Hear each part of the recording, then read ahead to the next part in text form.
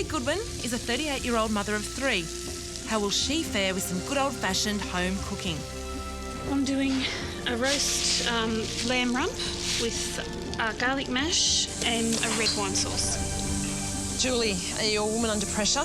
Yes. You've still got a smile. What kind of cook are you? Big comfort foodie type things. I put my heart into it because I'm cooking for my kids usually, my friends, my family, cooking for the people I love, so I cook with love. I actually came here instead of taking my oldest son to his first day of high school, so now I've got to make it worthwhile. Got to make it worthwhile. You all right? Yeah, I'm good. Good. Deep breath. They have a knife in there, don't they? I think you're ready. You are ready, OK? Yep, I'm ready, I'm ready. Everyone's behind you. Off you go. Hello. Hi, Julie. How are you feeling? Oh, I'm really, really excited to the point of terror. Right. Gonna unload your stuff and start cooking? Yep, I'm going to carve and plate for you and just reheat my sauce. So, why MasterChef? I'd like to be good fast food, that people can come in, take home a beautifully cooked, fresh food, family meal, put it on their table, and it's home-cooked food. It just wasn't cooked in the home it's served in. Lamb and mash.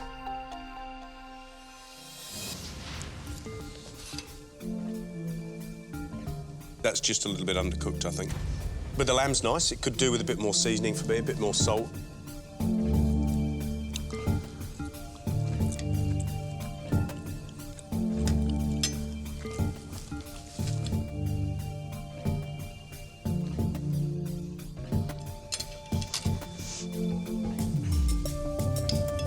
This is excruciating.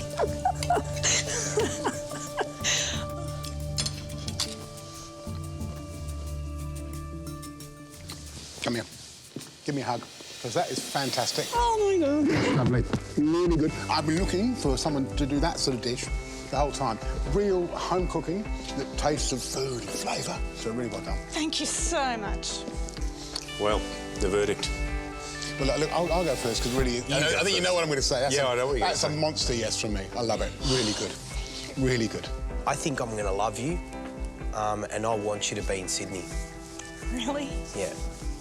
Then it's a yes for me. You're going through to Sydney. To the semi-finals.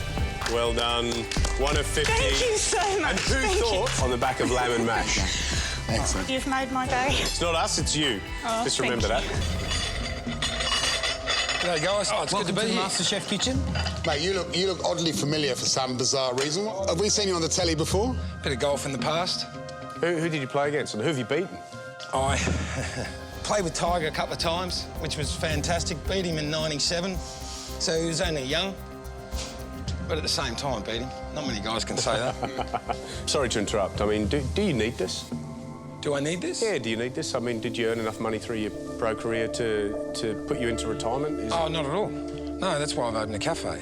You know, I won the Greg Norman in 2000, which was my biggest win. And it was financially very good for me. I walked away a month later and said, look, down the track, I'll own a restaurant and I'll start with a cafe and then I'll go to a restaurant. I mean, this is part of my dream. This is part of my journey. This is what I want. Now, I've still got things to achieve. Yeah, all right. Absolutely. One thing that strikes me is obviously golf is a very methodical and it's a slow game. Cooking is a fast game. Let's shake it along. OK. What are you actually cooking? Can you tell us what you're cooking? Chili mud crab. Yep. Some people call it Singapore chili mud crab. Hope it's good.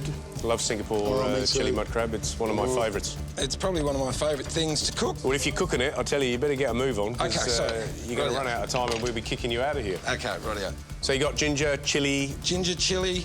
So you're making yourself up a paste in the pestle and mortar? That wok getting nice and hot? Yes, hopefully.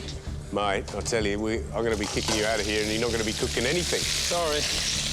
What's that you put in just then? This is a tomato-based sauce. It's got palm sugar, limes, black bean sauce, a little bit of tomato sauce.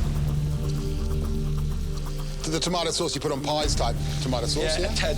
Look, I've tried to cook it without it. I've tried to duplicate it, and to be honest, it doesn't taste as good. So it's an essential part of a true Singapore chili crab is a splash of it is? Of sauce. Okay, well, that's good. Gotta have it.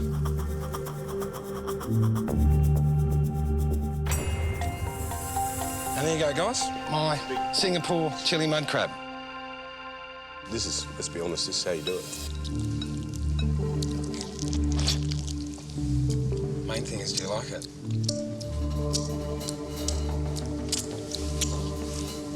Good. That's what it's about. Oh, good. It's a bonus. It's going to be interesting with George. It's going to be very interesting. Because George is not a chili man, are you, George? No, at least my shirt, it blends in.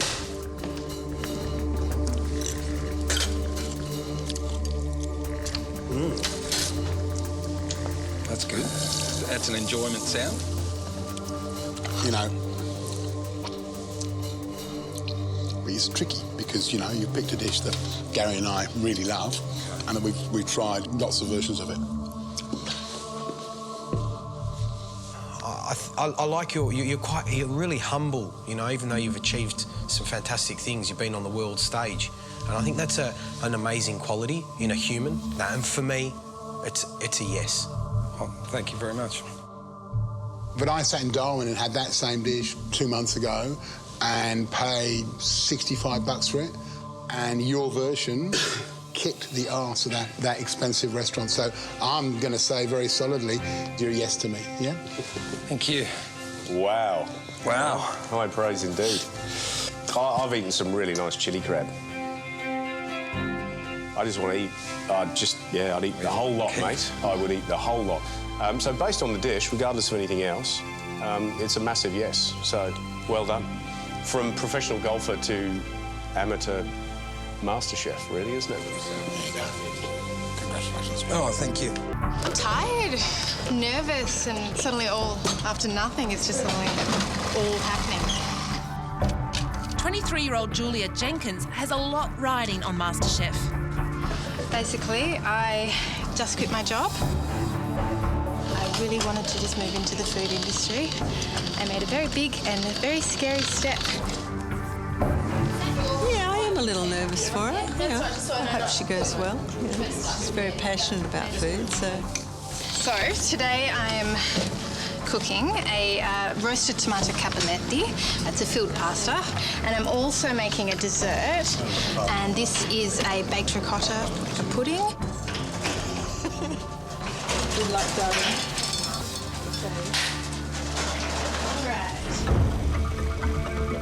And where did this recipe come from? I just was inspired by the sort of the flavours of summer.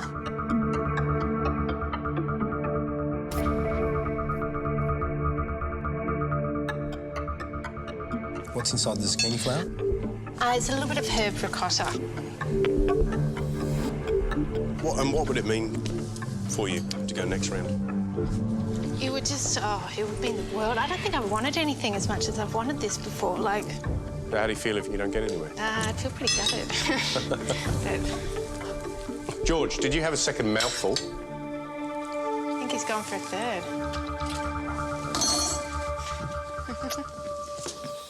The problem I have is you talk the talk, but I've not seen any kind of mad dog feralness that kind of really great chefs need to have. I mean, is that inside you? Oh, yeah. The hunger to learn more is just... it's there.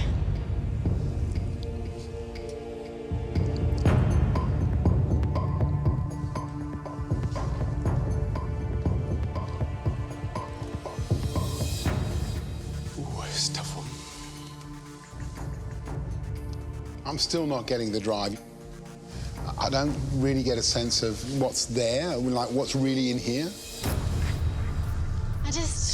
I don't know, I find when I'm talking about food or I'm cooking food, I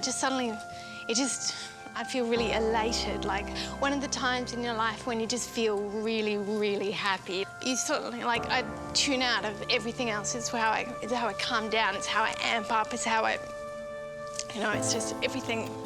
Your parents supportive? Very, yeah. My mum's here. Can I meet you, Mum? Yeah, sure. Go grab her.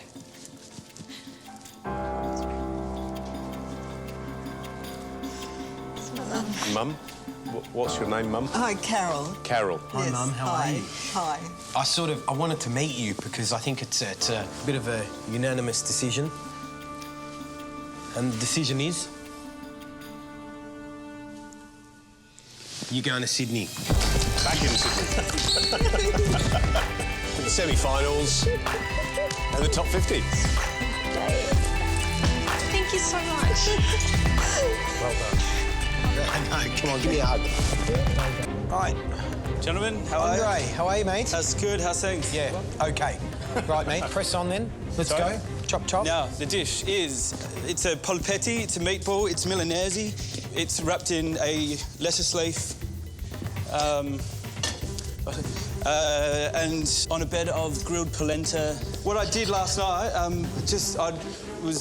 didn't know what I was going to do. I stuffed the truffle into the polenta. It only had 24 hours to infuse. I've never done it before. Can I stop you? Can you just slow down? Is it going to spoil if it stays in that pan? No, it's not going to spoil? Yeah, it's fine. Just leave it alone, just for a second. Yep. Let's just have a conversation. Is this you? Are you a little nervous? I'm absolutely wired right now. Obviously, you're very passionate. Maybe you can just explain that a bit. I want to become a complete cook or chef. I know the principles of cooking. Yeah. Where I've gone wrong here, I can tell you right now. I want to have a more refined palate. You've redeemed yourself slightly. We've slowed you down. Pop it on a plate.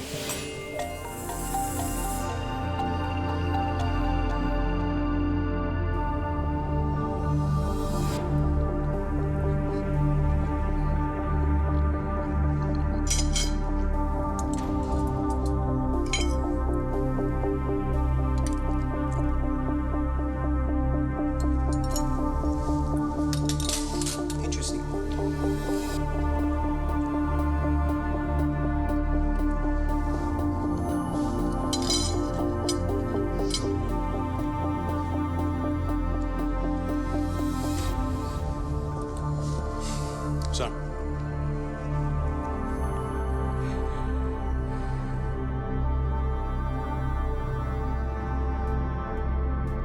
Great dish. Really, really good dish. Thank you. Thank God we've got a dish here in Adelaide that is good, yeah? Fantastic. Well done. Yep. From a cooking point of view, it's an absolute definite yes for me. I want you to go to the next stage. I think you can go all the way. I think you could be the winner if you put your mind to it. Yep. So, gents, great job. Looking forward to seeing you in Sydney. Yeah, thank you. Cheers. Adelaide has recovered itself. We have had a good meal. Thank goodness. Hallelujah! So I'm going to give them something pretty challenging, really, because it's definitely acquired taste and texture. So it's like a gnocchi, that's what I was thinking, Yeah, it is, like a small... but it has a much springier texture. I can almost guarantee you none of the three of those judges would have tried this dish ever.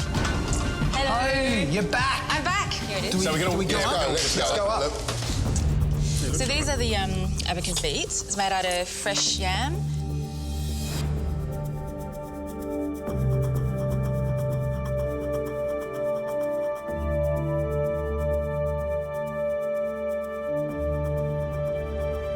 That is singularly the best dish we've had. Yeah. That's the sort of dish that I've really hoped that we'd find in this competition.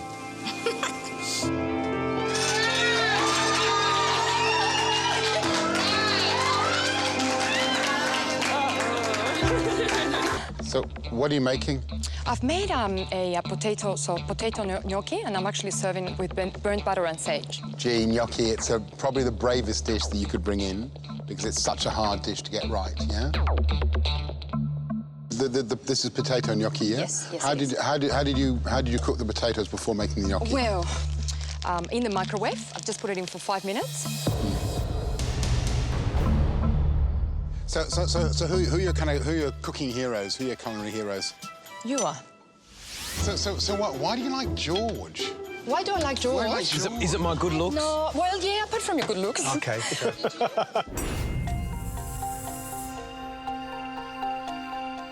All right, we're going to taste. All righty.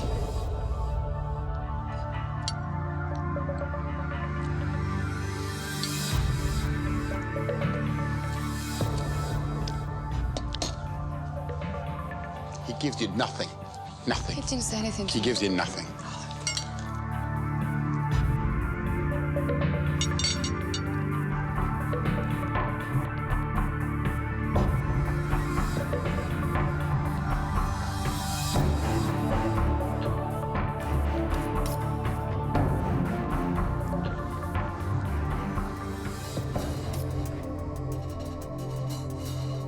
That's pretty darn impressive, I've got to say. Thank you. George. You understand technique, and, you know, there's Michelin star restaurants around the world that use microwaves to cook in. For me, a little bit too much garlicky, it's just a personal thing. But anyway, you know, what do you do? That's life. Look, it's an absolute yes for me. I think really good. Well done. Thank you.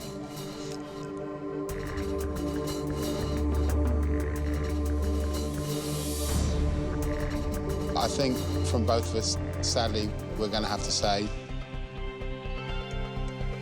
yes. Oh, thank you so much. Thank you, thank you, thank you.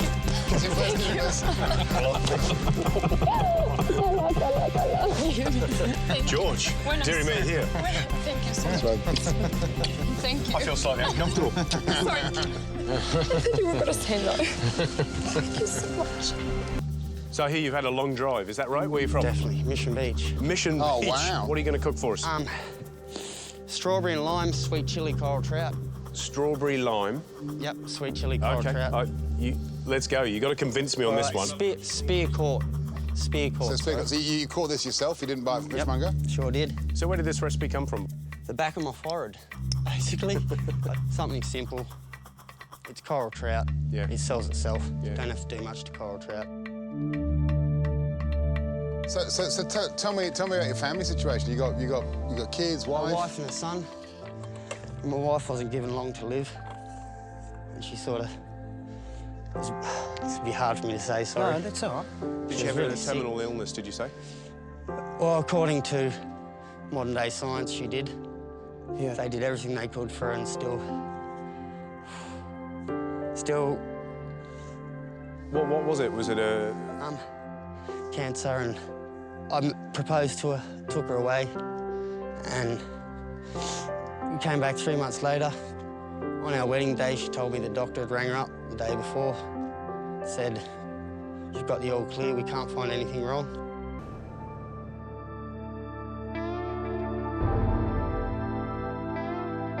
Alrighty.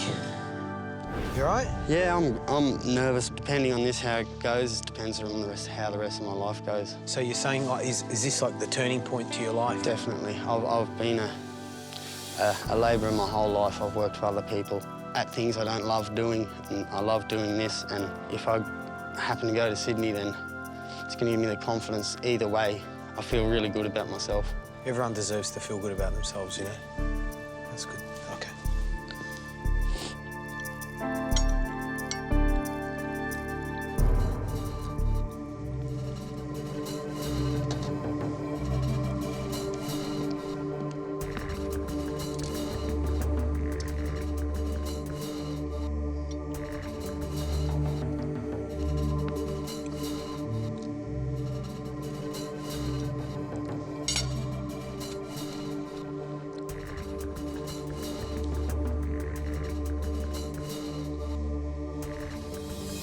Obviously, you've driven down from bloody, you know, Mission Beach. That's a big commitment, you know. Yeah. I just don't know. What's interesting about the dish is you haven't boiled the rice up. The strawberries are a little bit weird, but I think you've actually got a bit of a palate. Obviously, your knife skills are good, which is another big plus. It's a yes from me. Awesome. You know, my head chef for the press club, he came to me, you know, 5.5 years ago, and he couldn't peel a tomato. But I gave him a chance. You know, 6 months ago, he was awarded Young Chef of the Year. I can teach you how to cook a piece of fish. If you're dedicated and you're going to be disciplined and, you know, head down, bum up, it's a yes from me. OK. MasterChef's greatest long shot, Jared. You're going awesome. You're going to Sydney, mate. Beautiful. Thank you guys so much. Yep. Thank you. Well done. Let's hope you can pull the stops out, mate. Yeah. Do it round and do it up in front of you.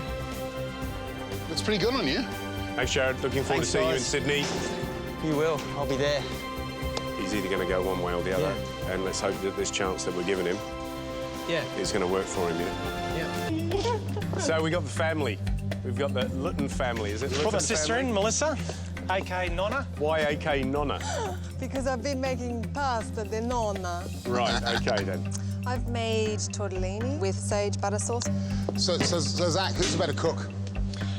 We're both very different styles of cooking.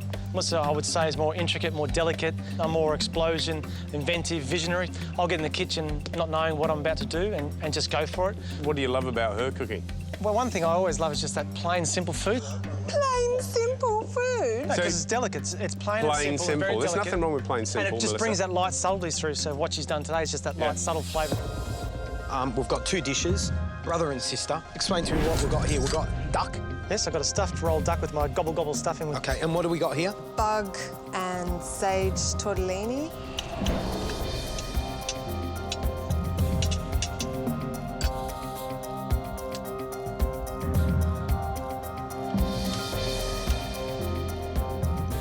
You know, what I'm looking for in a good tortellini is the pasta nice and thin. It shouldn't be like a dim sim, you know what I mean? Yeah. It's got to be nice and thin, nice and delicate.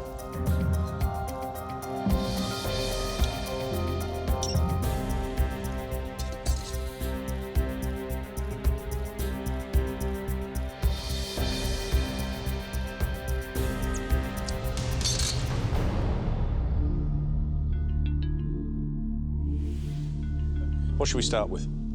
Start with the... tortellini? Tortellini, yeah. I think it's not the best tortellini I've ever tasted. It's not. But it's pleasant. You've rolled out the pasta really well, and it's a lovely technique to know. There's not many people that know how to make pasta dough, let alone roll it out. So well done. Pretty good job. Your food is my sort of food. Absolutely 100%. It's a really beautiful, simple, clean dish. Are you good enough to go through to the next level? That's the question. Now, Zach, if we asked which one of you should go through, what would you say? If there's only one position going and you're going to between the two of us, I'd say to take her, let her rip. I'm good at what I do, and whatever I do, I'll fall well. You're getting upset. I actually never expected Zach to say that. Yeah, it's like I'm really touched. The dish is definitely good enough to go through for me. It's a yes from me. From me, it's a yes. So you're through. You're through to the next round. Zach, I'm sorry. Give her a hug, mate. Give her a hug. Go on, give me a touch. You should do the honours. A combatant. Number 1. Here we go. And wish you luck. Well done. Well done. Fantastic. Hello. How are you? Good, thank you. Now, guys, what I have made for you today is I have made a penne in a zucchini flour and sort of lemon zest. I suppose it's almost like a dressing. What do you do with yourself? I'm a law student. Why are you doing law and not cooking? You obviously love your food. My mum always convinced me that, you know, go get your degree, then you can do whatever it is that makes you happy. So that's what I'm doing, and sort of practice my cooking in the meantime. So you want to open up a restaurant? You want to be a chef? What is it that you want to do? I would love to open a patisserie. I'd love to be a pastry chef. So why aren't you giving us a dessert today? I am giving you a dessert as well. As well? That's my hidden surprise, boy. You need to moto. You need to moto. What have you got there? We have one banana tart tartare. Let's go. Let's go. All right, let's taste ready to go.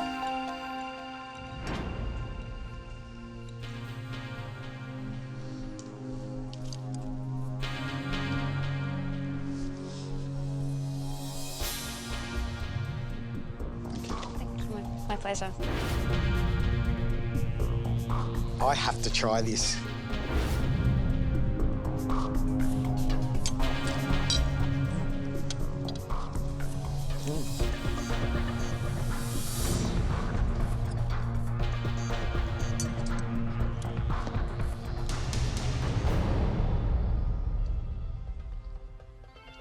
It's the first thing I've enjoyed all day. Well done. That's great to hear. First thing I've enjoyed all day. It's a really nice, simple, clean dish. You know what this thing is? It's an apron with the MasterChef logo on it. This is where it begins. Oh, so thank you congratulations. so much. Thank you. Well done. Thank and you we look so forward much, to seeing you in guys. I'm Sydney. so pleased. Brilliant. Thank you. You deserve it. Yeah. Well done.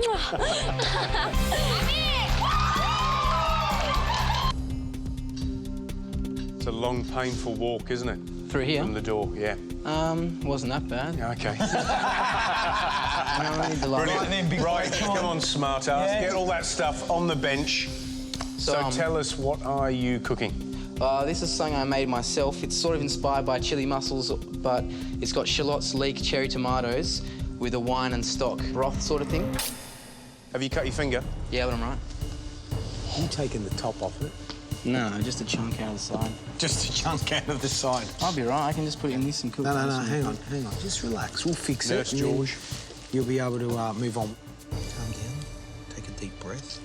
Yeah. Relax. Hang on. No, I'm not finished yet. Yeah. George, is the rest of the finger in the parsley? Hey? I'll get rid of that parsley. Yeah, there it is. Let's have a look. We've got the top of the finger. Nice. There it is. Let me chop it for you, because I don't want you to cut your finger off again. Tell us about that soup you've got on. What's in it? Julienne, some leek. Yeah. Brunoise, some shallots, and just quartered some cherry tomatoes, sautéed them, sweated them off. Then I added... Only joking. Let's hope it tastes as nice as you talk, yeah? Smells good.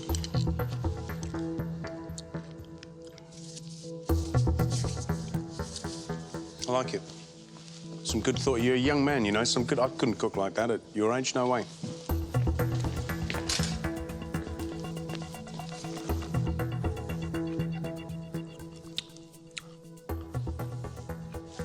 You know what? I'm glad you chopped your finger, because you're going to chop loads more. You're going to burn loads of hands. It's going to be intense, yeah? Thank you.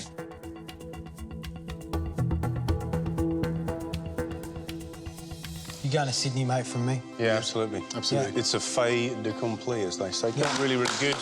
We're very, very, very pleased to have you on board. Fantastic.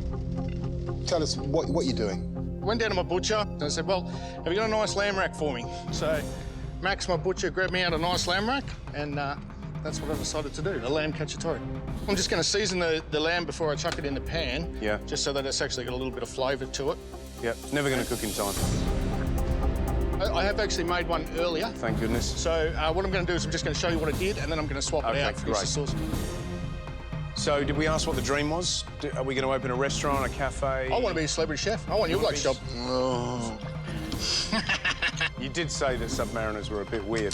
Well, we are a bit weird, but what do you do? Let's pop this up.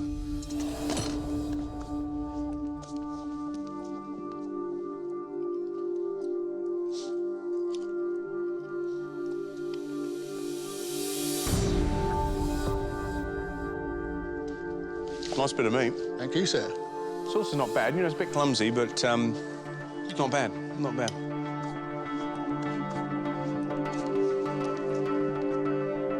I think this is nice. If you just draw a line there, because that there's just, yeah, it's not good.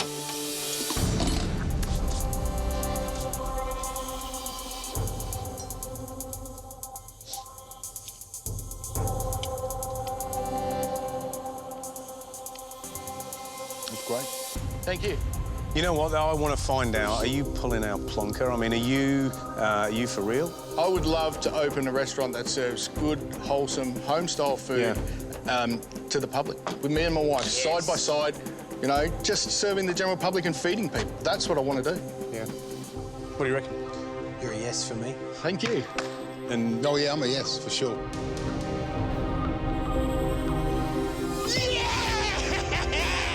Nice one!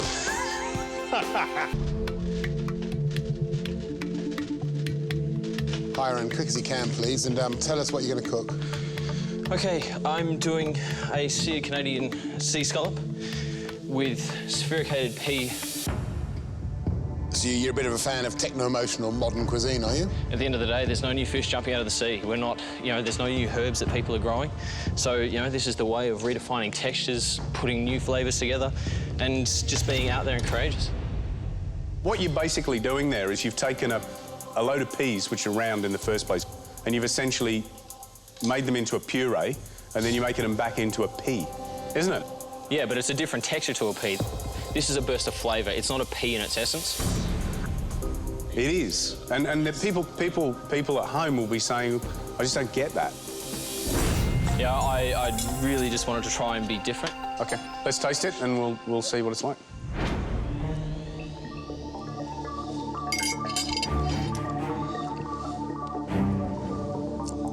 To be honest, what I get there is little spheres of peas that don't taste as nice as peas.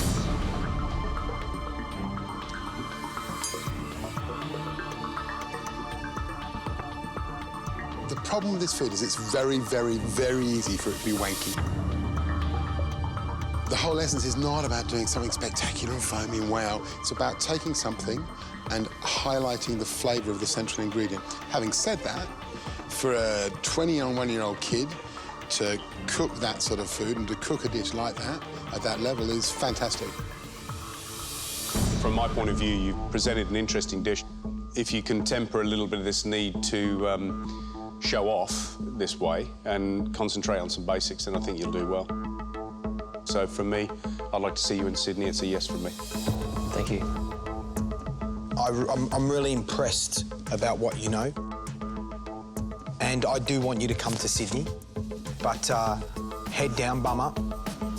So it's a yes from me. This country has yet to really embrace this style of food, and that's a concern. But that's a yes from me. Cheers, thank God. So you're going to Sydney? Oh, thanks. Yeah. Look, you've impressed us enough to go, so well done. Thanks. 1 of 50. What a chance, yeah. huh? Well, I'm nearly in tears. I'm so happy. It's OK, you can cry. Yeah, it's like... speechless. You all right? Yeah. Come on, do your apron up, and I'll give you a hand to pack down, yeah? Shit. Well done. Hi, Sarah, welcome. Hey. Congratulations on making it this far. Thank you so much. I'm out to prove that vegetarian food can taste good because I'm vegetarian. So what did you do? So what I Go did, step by step. roasted some beetroots up. I used kind of rolly rice rather than arborio because I find that it holds its shape a bit better. Good decision. I chose to use the goat's cheese and the walnuts, partly because I really like contrasting textures. You've obviously spent some time thinking about flavours. Can you talk about your relationship with food?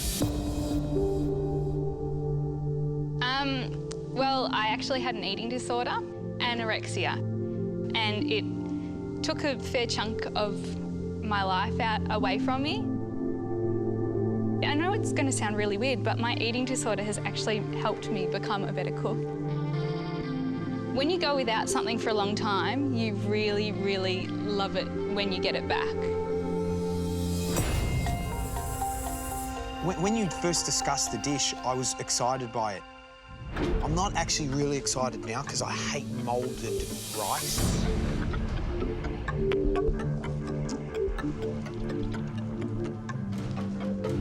It's nice. It's nice. It's a classic combination. There's no two ways about it. Everything's right for me. You know, the fundamental flavours are there. What really impressed me is your understanding of texture, and it's a thing that so many chefs forget about. You're in it for me. Really? You know, I think there's something there. You're a yes for me. You want to do the honours?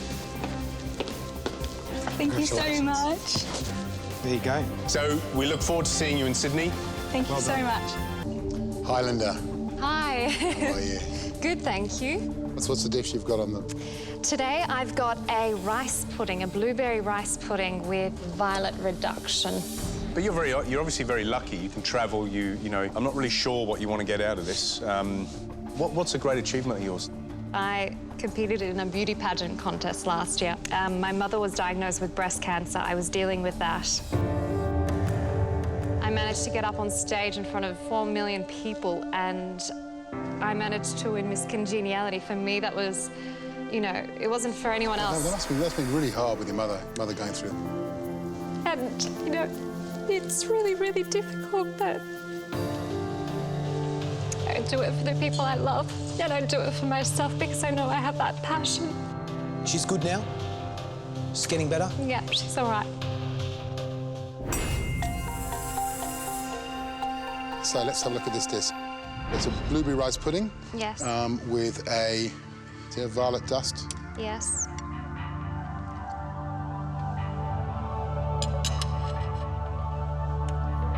We talk a lot about how food looks, and this is, I think, probably the first dish that looks like it's come out of a proper European Michelin-starred restaurant, and that's fantastic. So you've got little shortbreads. Yes. And what's this? This is the violet powder, crystallized violets. Yep.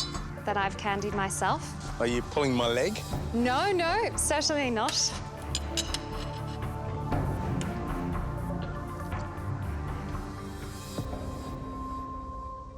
Listen, what I'm imagining in Sydney is these 50 great people that are passionate, that are driven. They'll be sweating, they'll be crying, they'll be laughing. Are you able to tick all those? Yes, yes, yes, yes, yes, yes. You're in it for me. Yep, you're in it for me. Yep, for me as well, then. Thank you so much. Thank you.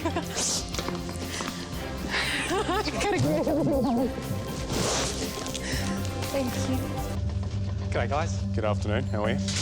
So what are you cooking for us today? Today, I'm doing an aglio olio with pancetta, rughetta, cherry tomatoes, and finished off with some grana padano on top. Why do you want to do this? What's MasterChef Australia going to do for you? MasterChef, for me, is going to enable me to introduce food into my wine store. That's my whole ambition in life, is to do that. And you see yourself doing the cooking? Yeah, I can. Who's going to run the wine business? Well, I've spoken with my wife. She's actually, we've actually got the similar passions. Similar passions. We cook a lot together. You sound like you're a team. Is she fully supportive of you? She is, yes. It's smelling very good, I've got to say, even over here.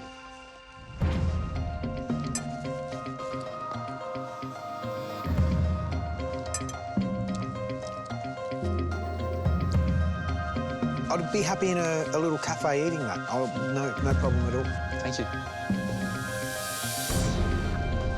I'm just, you know, the wife, husband team, you know, it's, I'm not sure. Who really is the cook? Is she here today, by the way? She is, yeah. She is? Go and get her, go on, bring her in. What do you reckon? You reckon he's the cook or you reckon she's the cook? But it's him, he's the one that stuck his hand up in the air and said, oh, I want to do this. And will he be as good a cook without his wife around? Guys, this is my wife, Tamara. Tamara, nice to meet you. You too, nice to meet you. We're just trying to figure, maybe it's just my suspicious mind. It's a very, very simple dish. The two of you love to cook and to, you know, all the rest of it. We do. I know that food's always been his passion and it's actually both our passion, but at the end of the day, he's doing it for us, and if he was to succeed, maybe our dreams will come true. Tamara, do you want to just come over here so we can ask?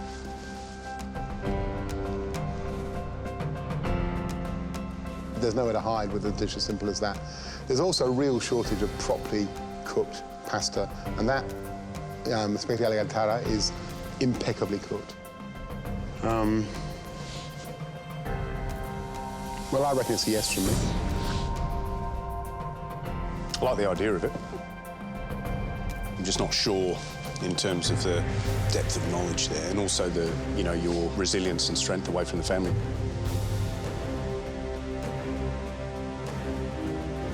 But I like it, so it's a yes. It's a yes from me. It's a yes from me. Tamara, I think you should probably do the honours. Don't forget, over 7,000 people applied for this. 50 of you going through to Sydney. Congratulations. I'm hosting a little dinner party here in the restaurant.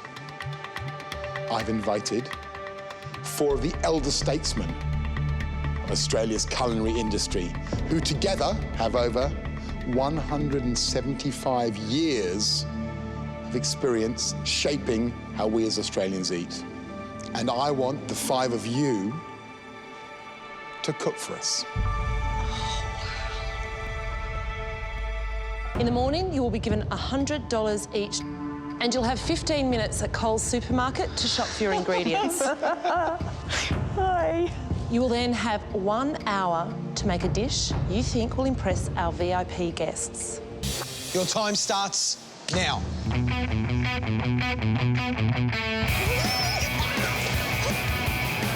Number 3.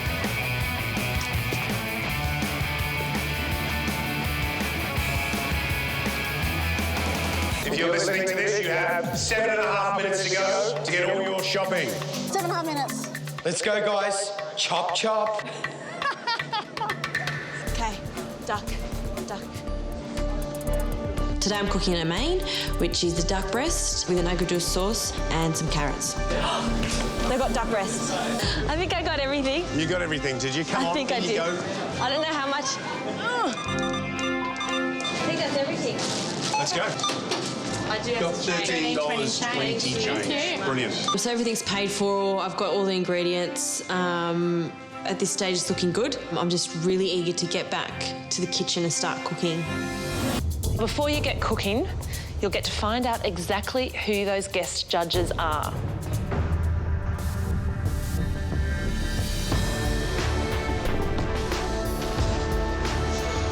We see these 4 very, very special guests. Margaret Fulton, Armando Pacoco, Jacques Raymond and Chong Yu. Oh my God. The dish I'm making today is sort of a play on the duck à l'orange with that sweet and salty sauce that breaks through the fat of the duck. Just roughly chopping onions, celery, other bits of aromats. Putting that in with my beef stock and then letting that simmer for a little bit just to get extra flavour, I guess. There's just so many bits and pieces that need to be done. Justine, hey. You're looking intense. You've got that kitchen stare about you. I love it. What's going on? What's the dish? I'm going to do some duck breast with an agrodolce sauce. That's just some stock that I've infused with some celery and some thyme. And then I'm going to do some celery puree. I've got some Brussels sprouts, and I've also got a little tartare of echallots, which is going to be caramelised. Okay. And I've also got some little carrots, which I'm going to do. Wow. Okay. There's a lot of stuff happening. Yeah, a lot going on. There's a lot of stuff happening. I'm really worried I have too many elements to the dish that I want to cook today. There's a lot going on. Sorry, I'm a bit all over the place at the moment. I'm just thinking that clock keeps getting faster and faster every time. Sometimes I can be a little bit unrealistic on what I can do in an hour. What do you think Jacques will think of your French I'm really classic? scared that Jacques here. All right, Justine, won't hold you up anymore. Thank you very much. I'm just up to making the pastry, then I'm going straight onto the duck.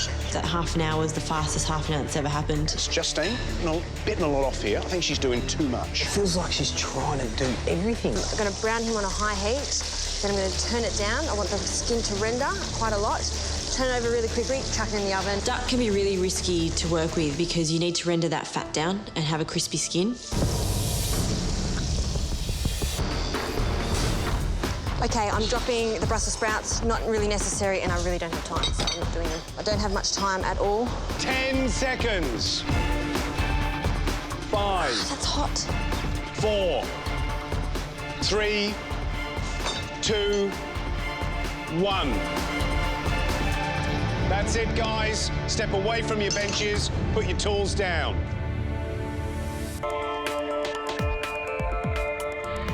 I've done a main course of duck breast with an agrodolce sauce, celeriac puree, and a caramelised echalot tartare.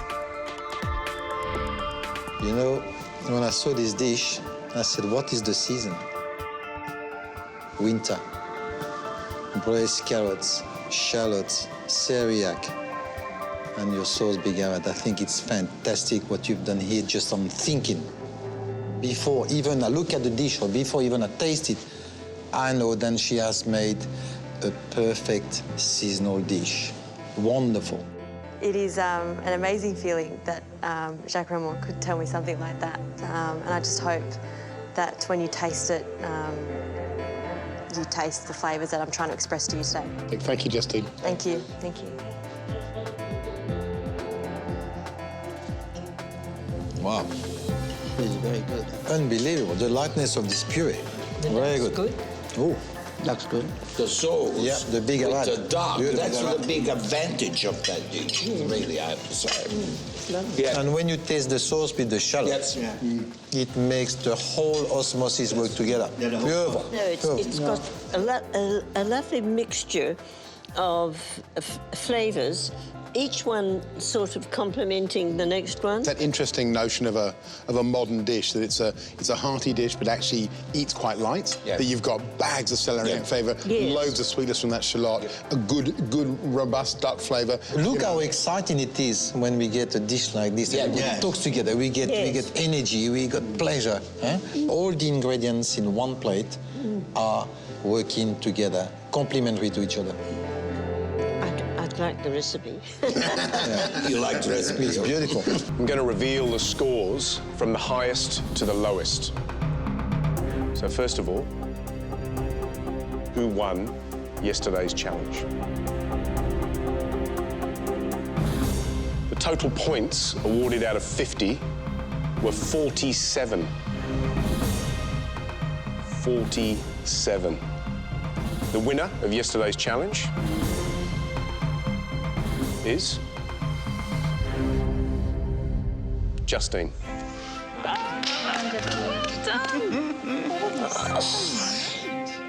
All those extremely hard days, all those team challenges, all those invention tests, all those hours we've spent, the tears, the sweat, the blood, the cuts, the bruises, all worthwhile. Wow. 47. I don't believe it. Justine, I gave you a 10 because I thought it was an impeccable dish, and that's rare for me to do. 10, Daddy? You gave a 10? It was very delicious. Look, you weren't there. You didn't taste it. It was fantastic. You will have 90 minutes to make this 2-course Malay meal using coconut and ling as your core ingredients. Poe, your time in the pantry starts now. Eggs, kaffir, pepper. Some of the ingredients that I chose are the ikan bilis, which is a dried anchovy, belacan, dried shrimp paste, a lot of funk. Poe, your time's up. It's time to start, and as usual, it's just chaotic. Look at Poe go. Run! I am. The person who wins the invention test today will get an amazing advantage for tomorrow's challenge. And the person who does the worst dish will be eliminated. This is going to be really interesting because there's 4 people cooking something they're very unfamiliar with. There's huge pressure on Poe to do well today. I mean, she's picked the theme, she's picked the core ingredients, she's had all night to think about it. The judges will scrutinise her harder. I've waited so long in the competition to be able to cook something from my heritage. I'm cooking something that is familiar to my childhood and, you know, brings back a lot of memories. That smells amazing. That's that pandanus. Yeah. So, wow, smell that. Wow. So we're talking this green leaf here? Yep. The pandanus leaf, right? Yep. I'm making dessert with it. Okay. So I'm just gonna stuff a glutinous rice dumpling with coconut that's been cooked in that, this, and some brown sugar. Okay, little dumpling in this sweet pandanus and coconut milk. The other man, I'm going to do otak otak, which is a fish custard. Okay. So I'm blending it up with all these fresh spices to make a wet spice mix, and then I'm actually going to boudin it, so I'm going to modernise it. You look absolutely happy. I'm stoked. You look like you're in control. Yes. The pressure's on, no? Yeah, it is. Because as much as, you know, you can talk the talk, now you have to walk the walk. Yes. So if the polar coaster comes back and you're on the dip, yep. What does that mean? Bad. It means bad. It means bad. I think Chris might be the only one that's going to give Poe a run for her money. This is her domain. This is what she knows. I reckon she's standing there cooking, and I reckon she can see her auntie to her right, her mother to her left. Hopefully she's going to do them proud. The only thing that's concerning me, she's got a lot going on. Has she bitten off more than she can chew? And now it's just getting super frantic. Po's cooking in front of me. She's got some crazy-ass techniques going on, but I hope she has a Po meltdown and mucks it up, because I need all the help I can get at this point. I really was on high speed today. Because I was sort of trying to multitask, I was a little bit in danger of burning the pandan essence that I've made. What's that? Oh, Po. Okay. No, Po.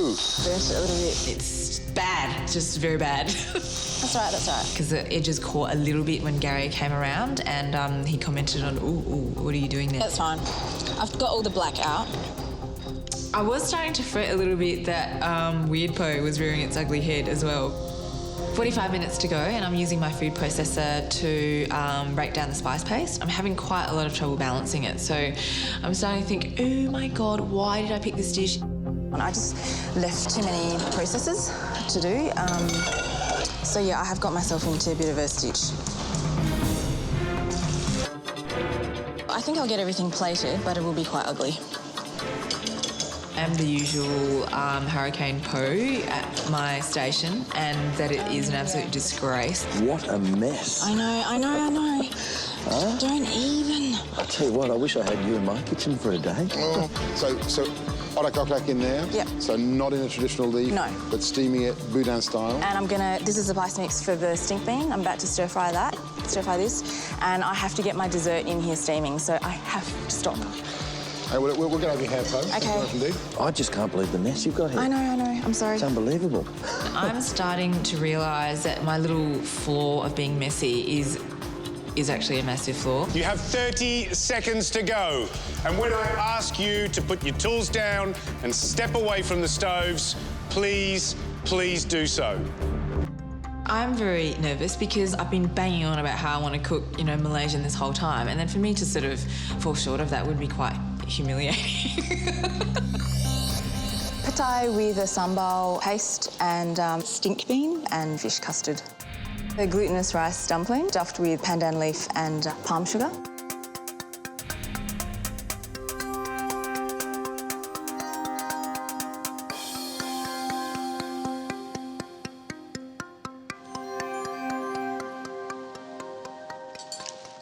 That's beautiful. Lots of interesting flavours.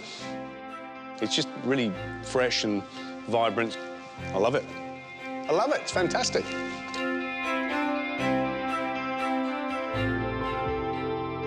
Interesting, tasty, it's beautiful. Absolutely beautiful dish. Well done. Visually, doesn't really look appealing.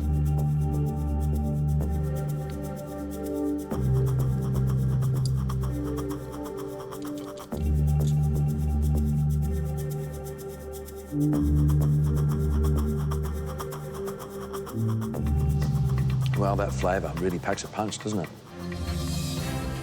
I'm quite happy to have another spoonful of that. Overall, pretty good. I think you outwitted them, outsmarted them, and you're probably here to stay for a little bit longer, I'd say. Cheers. Thanks, Matt. The winner of the Invention test today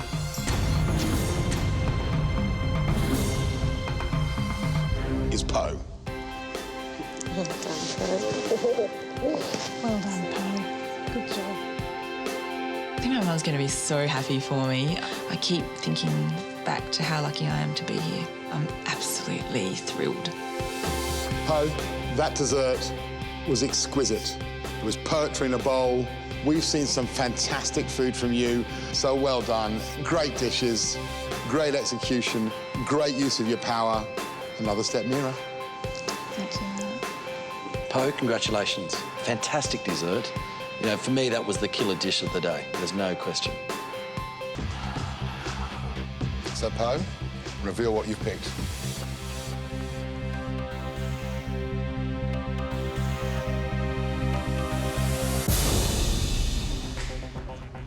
Po chooses mushrooms.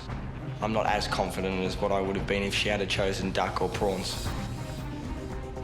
This amazing bowl of all these different varieties of really interesting Asian-style mushrooms, and I think that's absolutely brilliant. You'll all be working with mushrooms as your core ingredient to create a Chinese-inspired meal. You'll also get to choose an additional 10 ingredients from the pantry. Po had 5 minutes to do this. You will all have 2 minutes. The 5 of you here in the group are first up in the pantry. Your 2 minutes starts now.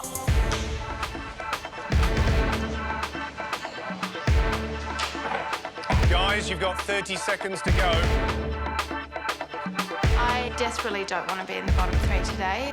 Contestants, your time's up.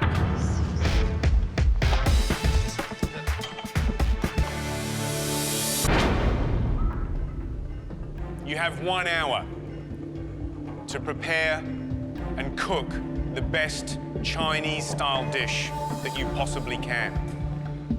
And your 1 hour starts now. Okay, Julia, what are you cooking and why? I'm making mushroom and vegetable dumplings with a mushroom broth. I decided to make dumplings because I really love them and I sort of know how they work and what goes with them. So we're going to expect to see the little dumplings in the broth, is that okay? Pretty much just a very light amount, very small amount of broth. Okay, lovely. Thanks, Julia. Good luck, Julia. The most difficult part of my dish is to really balance the flavours. If it's too sweet, it's going to be ruined. Fingers crossed that, you know, it'll all come together and it will taste good in the end. Yeah, looking forward to it, aren't you? Really looking forward to it. Yeah, me too. I am. The other one that I've picked out along the line there that's doing a really lovely job is Julia. She's made this little stuffing, this little farce. She's put some tofu, some mushrooms, some spices and things in there, and she's made a lovely little dumpling, but she's so neat. They look fantastic, and honestly, it's definitely a technique there, and she's bringing that out in today's challenge. Good. And she's made a nice broth, so I presume she's putting the two together. Yep. So I'm excited about that one.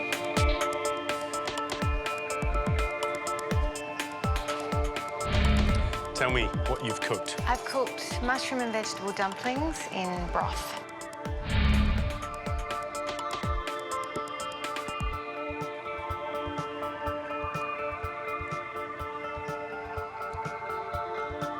It looks really nice. Just the care that you've taken in constructing those little dumplings is admirable. I don't think I could do as well as you did. And I'd be very, very happy to eat a number of those. Well done.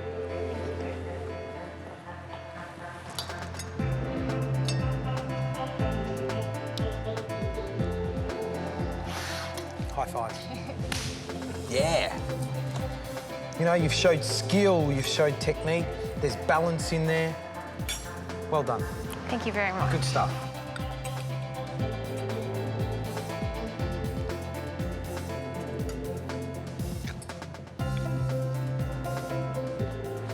I so want to disagree with them, but I can't. That's fantastic. There is something impeccably right about putting the flavours of Chinese vinegar with dumplings. It kind of makes them savoury, and the vinegar has a little bit of a tang around the side of the palate. It really brings out the flavour of those mushrooms. So, absolutely, A1, cracking dish. Well done. Thank you. I think I've got a chance of being in the top 3. I just want to be recognised for making good food. One of you will be going head-to-head with a leading chef in our next Celebrity Chef Challenge. You'll also get a chance at a winning ticket through to the final week of this competition. 3 dishes we loved. 1 winner. That winner is...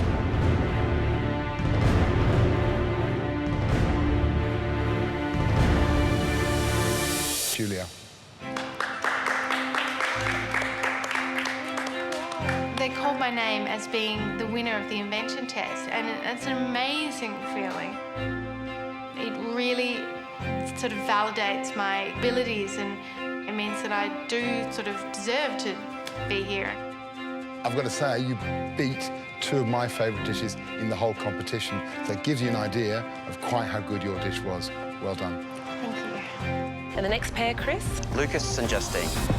They've both cracked under pressure before, and the possibility of one of them cracking again is a bit higher if they're together. Each pair will have to invent from scratch their own 2-course meal. And today, as a special treat, you'll get free reign in the pantry. Chris, as winner of the taste test, you and Poe get to go into the pantry first. It is quite a bit of an advantage to be able to go into the pantry first and choose what we want because there are limited ingredients, so it's first come, first serve. You'll have several minutes to devise a menu before heading to the pantry to choose your ingredients with your partner. From the winning team, one person will get to cook off against a celebrity chef for a fast-track ticket through to the final week of MasterChef. Guys, head to your workstations. Lucas and I decided to make for an entree salmon ceviche and celeriac and crab remoulade. And for mains, we're doing quail with a port and echalot reduction. So, you know, quail is a great option. I reckon we're going to know. Lucas and Justine, you're up next.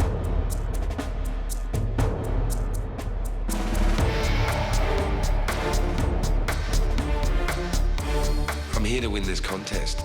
For me, it's to get in the top 9 now, and then from there go to the top 8, and then from there go to the top 7. So we'll see what happens. Is there another little crab? That's it, in the freezer. In the freezer. Yeah. Which one?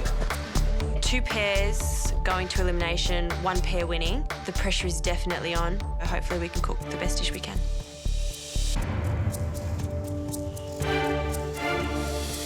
Right, guys, Lucas, Justine, what are we cooking? We're doing an entree, mate. Yep. We're doing a salmon with a celeriac. Celeriac and crab remoulade. Okay. And the main? And the main. Braised quail with a port and shallot sauce.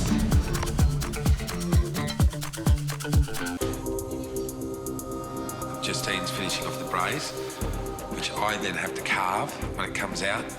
The potatoes are happening. These are looking really good. Lucas and Justine, it's to braised quail when you've got an hour. We didn't see it going on. They could run out of time and it won't be up. Next up, Lucas and Justine.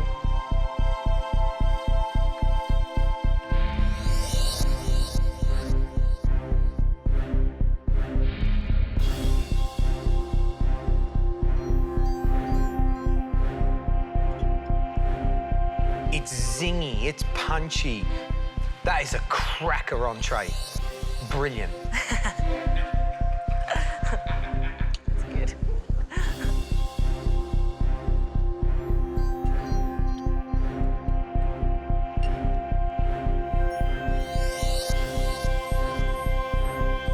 It's the complete dish, so well done. That's a beautiful, beautiful thing.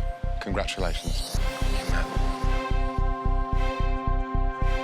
It's a wonderful feeling when you put your heart and soul into something and someone really appreciates it. That's what food's about.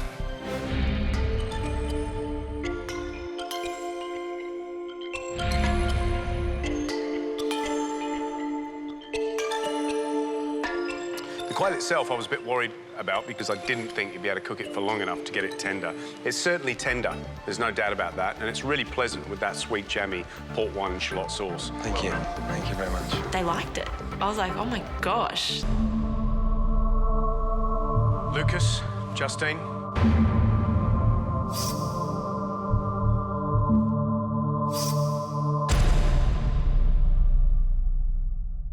Congratulations. You cooked the best 2-course meal today overall.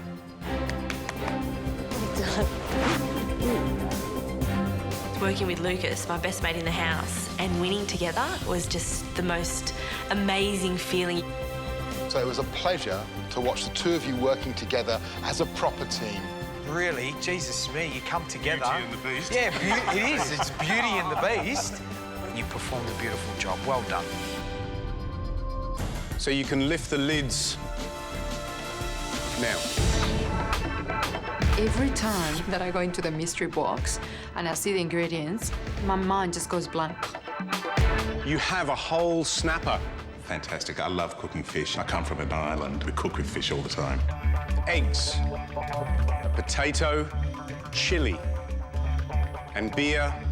My background is beer. I run a beer business, so that put a big smile on my face. A really beautiful piece of snapper can be used in many ways. Steamed, roasted whole, pan-fried, fillets taken off. It's really endless. Remember that this challenge is all about winning. It's not about avoiding losing, so be inventive. Push the envelope and show us what you can really do. What have you done there? You've fried the whole thing. Look, I think it's too beautiful a piece of fish to actually cut up. What's the batter, or have you floured it? Well, it's using the red lantern, where I did my kitchen thing the other day. Yeah. I'm using my experience from the red lantern, coating the fish with egg white and flour, frying that up, and then doing a lemon sauce. Tom's done that big whole fish. He's thought about his work experience. He's gone to Red Lantern, he's listening, and he's going to put up a beautiful dish, I hope. Food needs to be going on the plates.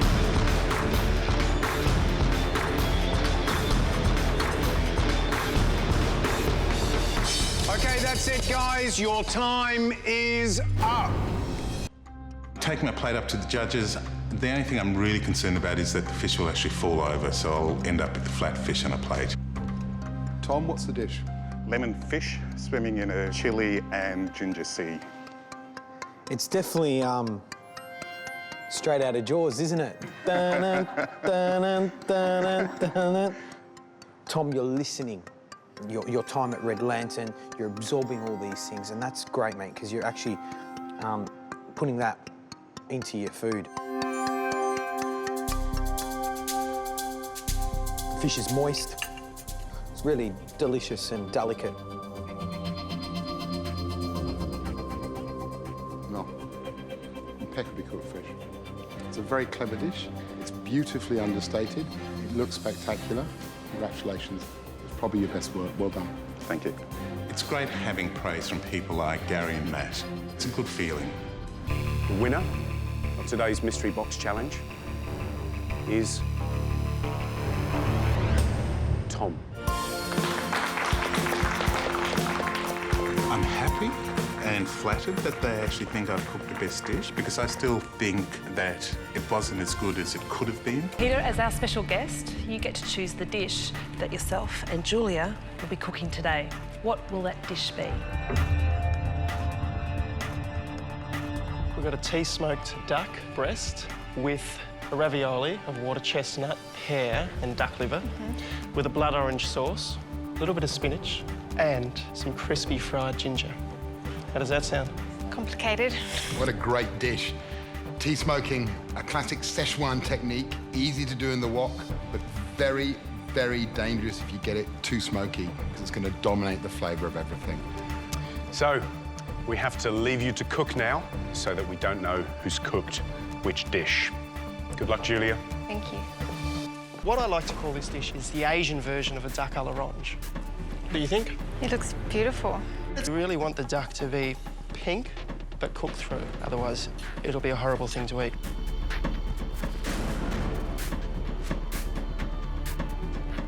It's beautiful. The textures are fantastic. The crunch inside the ravioli, it's beautiful. And the duck is really nice and smooth. I've never cooked anything like this dish before, so it could be a bit of a struggle for me to get it all together and make it as good as I can possibly make it. Julia, you'll get a 30-minute head start on Pete. Good luck to both of you. Your time starts now. The whole balcony is filled with everyone else in the competition and they're staring down. I'm scared about making a fool of myself, basically. I don't want to do that. I want to do a really good job. I'm looking at all the ingredients and I just really wish that I had a little bit more time to just really get the recipe into my head, but I don't have that time. I have to do it now. So what's the process you're going to do? While this is caramelising, I'm going to julienne the ginger, ready to fry it, and I'm going to get the smoking mixture together for the duck. The first thing Julie does is chop down really finely the ginger. It's one of the last things to go on top of the dish, but I think she sees it as something she can get out of the way quickly. That look good? Quick, quick, quick. So to make it even more crispy, a little bit of sea salt over that helps drag out the moisture. I'm basically taking through step by step how I would do it. You can put the juice in if you like. I've done the full amount and I don't have enough juice, I don't think. What I'll do, I'll give you mine. We're going to add some orange juice. We reduce that down until we get a syrup. That's the sauce. Say when. Love it. The duck we're going to smoke it in a manner called tea smoking, which is a Chinese way to impart flavour into a dish, as well as the spices and the orange peel. The sugar is there to add some sweetness, but also to give it a beautiful colour. Yeah. as it's smoking. And the rice basically adds a little bit of flavour, but more so helps to bind it all together. The role of the chef is to educate, and hopefully I've helped her along the way of her path of knowledge. 30 minutes to go, guys. 30 minutes. I'm getting ready to start smoking the duck. It's crunch time. The biggest challenge for Julia is going to be tea smoking the duck because you can over smoke it and becomes a bit bitter or overpowering the smoky flavour. When my duck was in the pan and I was rendering it, I thought it was done and I turned it over, but then I thought that the skin could have been a little bit crispier and more caramelised, so I turned it over again, which is a massive no-no usually. So I may have stuffed up a little bit there, but hopefully it won't really show through in the end product. Julia's duck looks very dark, and when Pete's comes out, it looks very light, and we all think, she's overcooked it. And so we're worried at this point that, that Julia might have blown the challenge. I'm actually feeling confident that my dish is going to be ready and it's going to be on the plate and it's going to look good.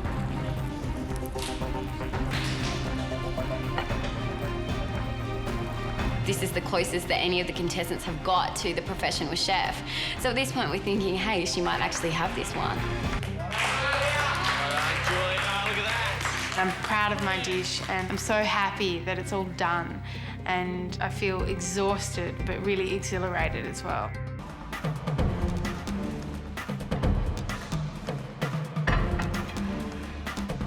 Thank you.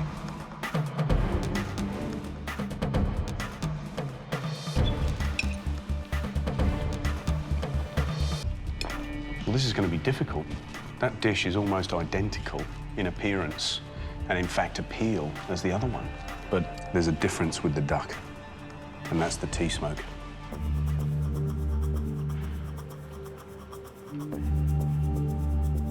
The duck is smoked beautifully. The balance of that sauce with the smoke is really just come together fantastically. The ravioli filling's delicious, but I don't know about the frying of it. It reminds me of an Italian crostoli. But in saying that, they're like, you know, they are lime ball, really, lime ball.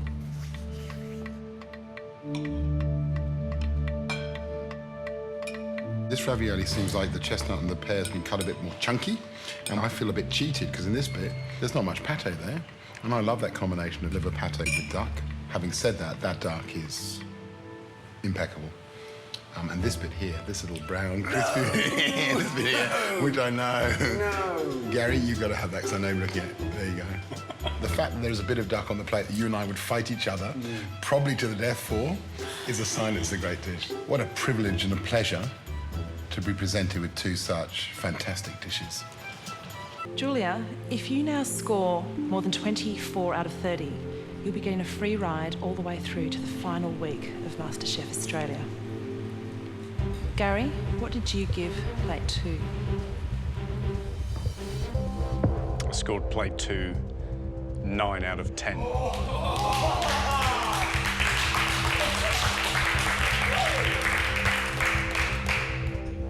Those dishes were both really close. And what swung it for me was, Julia, your duck was cooked beautifully. And I just thought it had the edge over plate 1. And I was convinced that it was Peter's. George, how did you rate Julia's dish? 9 out of 10.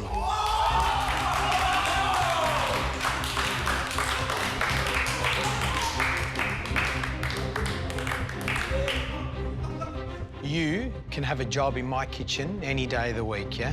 That was brilliant. I'm thinking she's won it. She really has won it.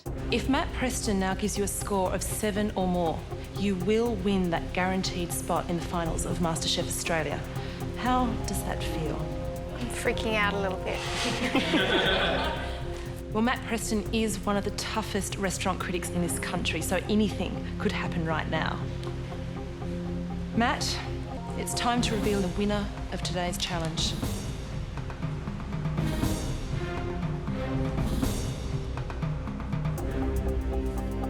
Nine out of 10.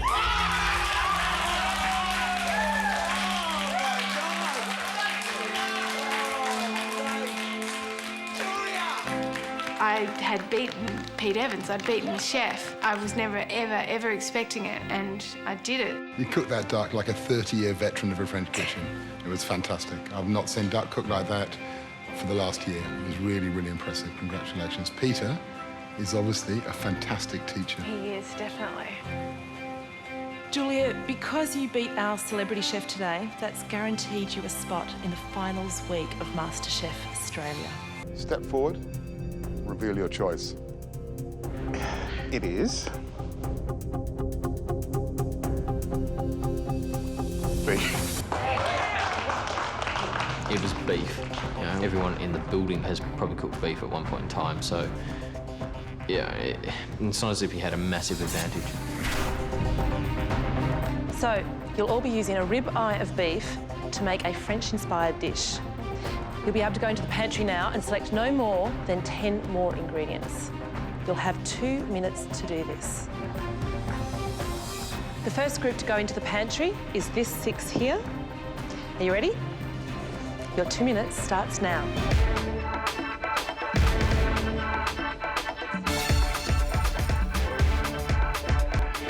I'm here to win, so I'll do everything I can to stay out of the bottom 3.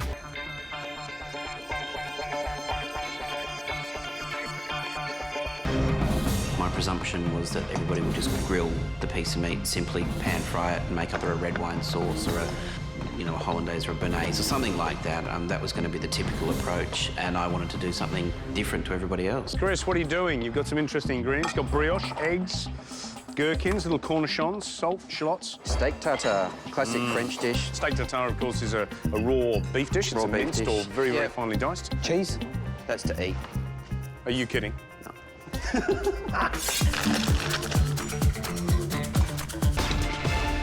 I'm basically assembling my dish. I've got a lot of time to spare. I don't know if I was just being cocky or not, but I thought it'd be nice to have a bit of cheese while I was waiting around.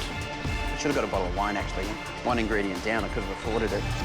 Walking up towards the judges and I'm seeing steak after steak after steak beautifully cooked, and I'm thinking, oh, shit, what have I done?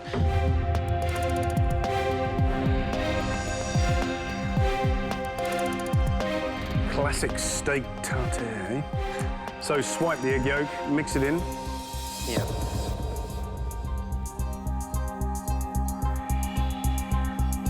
For those that don't eat steak tartare, what you've got to appreciate is this sort of lovely, soft, slippery, raw beef. It's got to be absolutely fresh. You've achieved that. I hate raw beef because it freaks me out, especially a raw egg yolk on it. But I'm going to give it a go.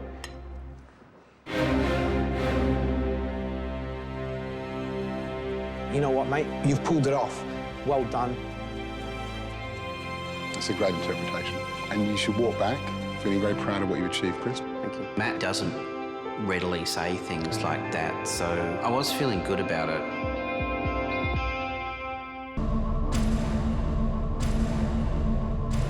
Congratulations. You 3 have presented us with the 3 most delicious dishes that we ate today. Finally, I'm amongst the winners. 3 amazing dishes, but only, sadly, 1 winner. And that winner is Chris. Matt revealed that I'd won, which was fantastic. I'm glad I went out on a bit of a limb in cooking a raw dish. It was great. You are really looking like a real chef, yeah? I hate raw meat, I hate tartare, but I ate that today and walked away and went, you know what?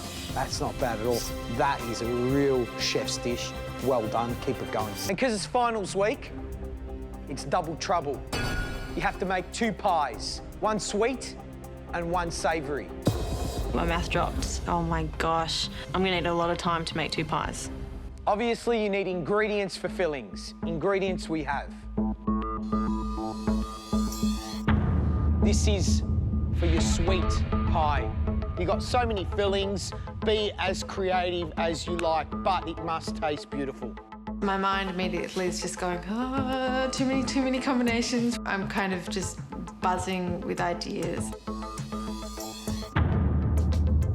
This table is laden with ingredients. There's no excuses here. you should be able to produce a beautiful savoury pie. You can use as many or as few ingredients as you want. The only restriction is that you must have pastry in both of your pies. You have 2 hours to produce your 2 pies.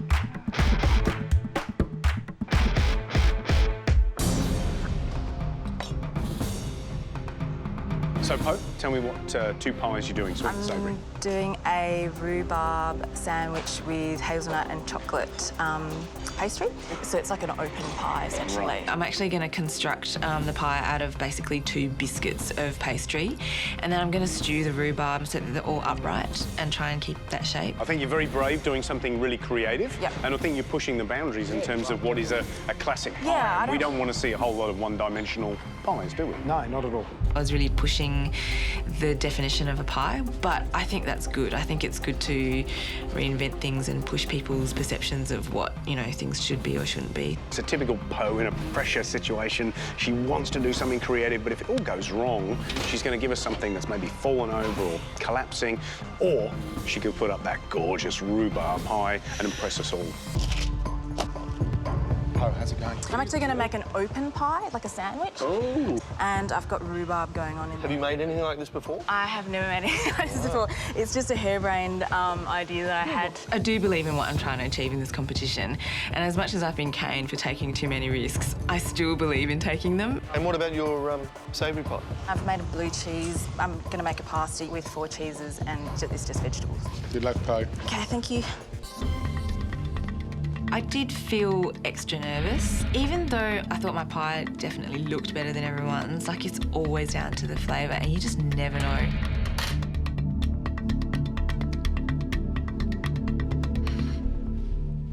It looks really pretty. The little crimps that you put around the edge are perfect, absolutely perfect. The filling's interesting. The reason why it's interesting is because that blue cheese gets in the way of something, and it sort of confuses it a little bit. OK. You've taken the risk. I mean, I love blue cheese.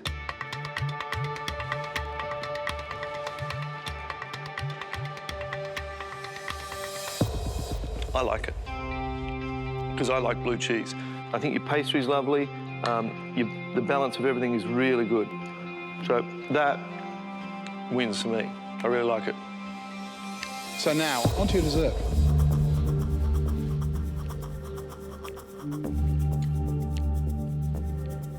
What you've given us is a wonderful combination of not too sweet pastry, that beautiful sourness of the rhubarb, and that richness of the chocolate. And really, that is a cracking dessert and possibly the best we've seen today. Poe, I love this dish because I think it's a really clever, modern interpretation of a pie, and you've combined 3 interesting flavours that I've not seen before on the same plate. Chocolate, hazelnut, and rhubarb. Well done. The judges say some pretty nice things about my dishes, and it is like music to my ears because I think I'm safe. The winner of today's challenge is Poe. It's me! Yay! I'm elated. I'm just beside myself because this is huge, huge advantage. Massive.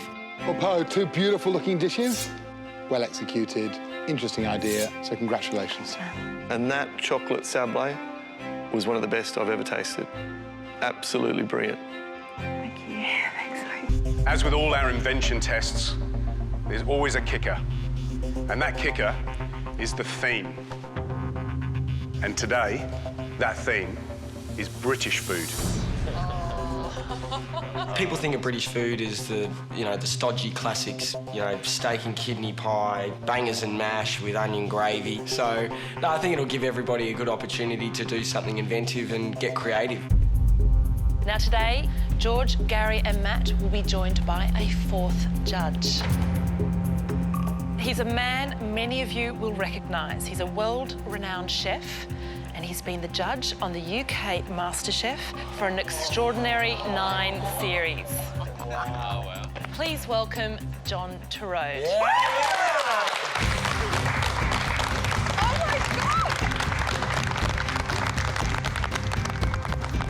John, how are you?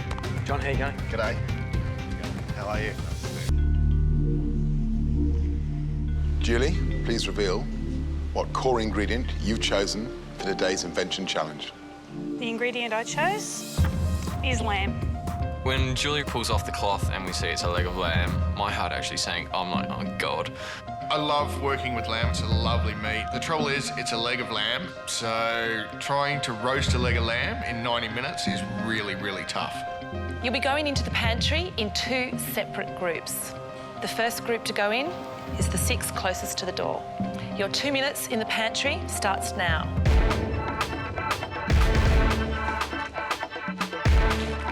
For me, it's about the bits and pieces that go with it to make the lamb shine. You have 1 minute to go, guys. So I automatically thought spinach, mint, mustard, hot English mustard. The Poms love hot English mustard.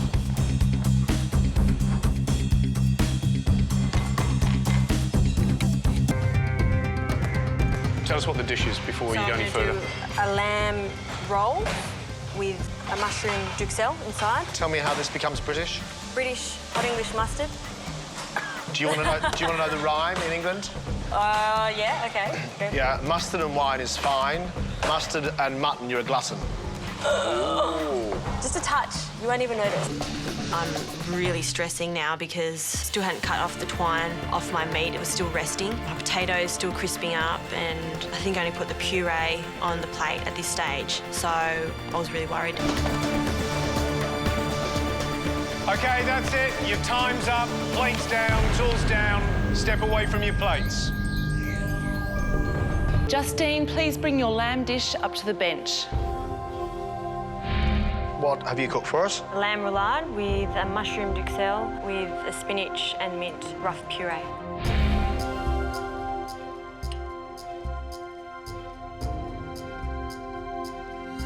For me, the balance of that iron-rich spinach with a touch of fresh mint, the woodiness that goes with those mushrooms, the sweetness of that lamb, and the crispiness of those potatoes with a little bit of time on them. It's perfect. Love it. Love the flavours, love the precision, love the presentation, and as far as the brief is concerned, being quintessentially English, you've got it right there on a plate. Thank you. Good job. Thanks.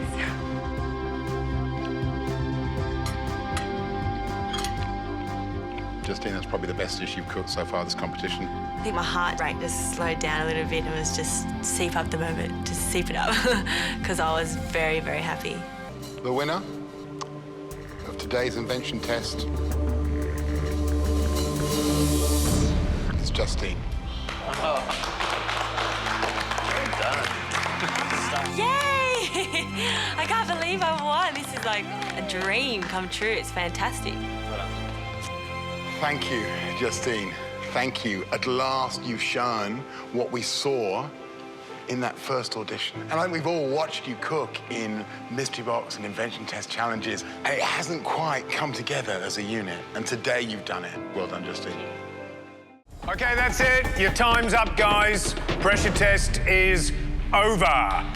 Step away from your plates. Mate, looks great. Mate, looks great. Yeah, I was ecstatic when it was finished. My dish looked really good. It was plated up well. There was heaps of sauce. It's that whole turnaround when you think you've totally stuffed something up and then it goes on the plate. I'm amazed! I can bake! Oh my God, I actually have a chance at winning this thing. So I go and have a quick look at Trev's and Tom's, and bloody hell, they both pulled it off. I mean, from an appearance point of view, this is going to be very close. Sam, Trevor and Tom, you've just made a sticky date pudding with a butterscotch sauce and an almond praline. In a moment, the judges will head to the restaurant and they will taste your dishes one by one.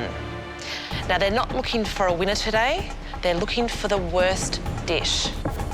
If you made that dish, you'll be heading home immediately. The other two will remain in the competition, at least for now. Thank you, judges.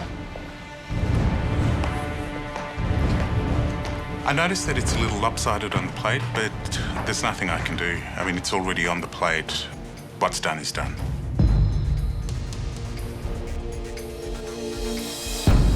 It's my turn to take my dish to the judges. I'm proud of what I've done. I just hope that they see that I've really pushed myself today.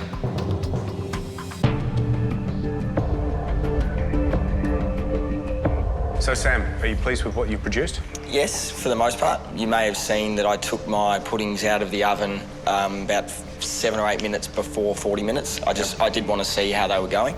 I took one out and it was a bit undercooked, so I had the rest in for the remaining 7 or 8 minutes. Okay. And I think, you know, the final product's decent. Okay. And I noticed Kate was throwing down some advice to you. Yes. Did you need advice? I do like to have the support of other people around me. It's just the sort of person that I am. Did she give you good advice, do you think? I hope so. I truly hope so. Yeah. Nothing worse than taking the wrong advice, is there? Certainly is not. Only got yourself to blame if that happens. Absolutely true. OK, Sam, thanks very much. You can go now. OK, enjoy. Thank you. If I have to go home today on the back of that, at least I go home on a high. So, the praline looks a bit thick to me, but the pudding looks a nice shape. And I think the butterscotch sauce could be a little bit darker, but other than that, I think he's done a good job.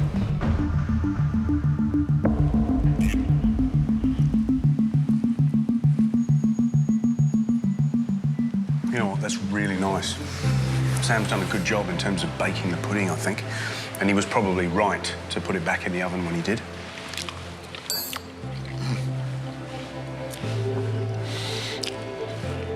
This is one of those sticky dates. If you like moist fruitcake, you're going to love. You're just going to love that kind of when it's a bit gooey in the middle.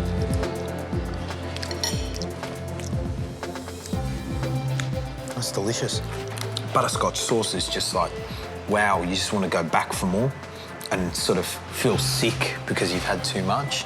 And the pralines may be marginally thick, but what he has managed to achieve, besides that beautiful colour, is a little bit of bitterness from taking that caramel just to the point where it's starting to turn. So it isn't just a big chunk of sugar, it's got a little bit of tang to it. You know, it's got to be said, the other guys are going to have to go it to surpass that, because that is a very fine example of a sticky date pudding with butterscotch sauce. Sitting around waiting for the judges it's not fun. It gives you time to doubt yourself. It's all well and good to stay positive, but when you're looking down the barrel of an elimination, it's very tough.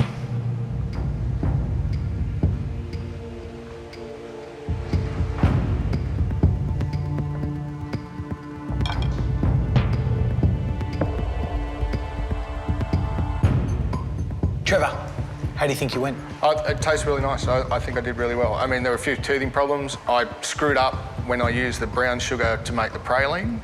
Luckily, I actually realised that it was way too brown in the pan. That cost me like 10 minutes, but I still managed to plate up, so happy. Would your wife be happy with that? I think she would. She would love it. Did you have a little trouble taking the pudding out of the mould? It's not something I've ever done before, so I did run a knife around it, but I don't think I did it, you know, as precisely as I probably should have. OK. Trevor, thank you. Thank you. I know I cooked a good dish today. I know I can cook. I know I deserve to be here. So I just hope the judges can see that. It looks good. I reckon he has had a little bit of trouble getting it out of the mould. You can just see where he's torn the pudding on the outside, certainly on one side, where he's popped the knife in and turned it round to turn the pudding out.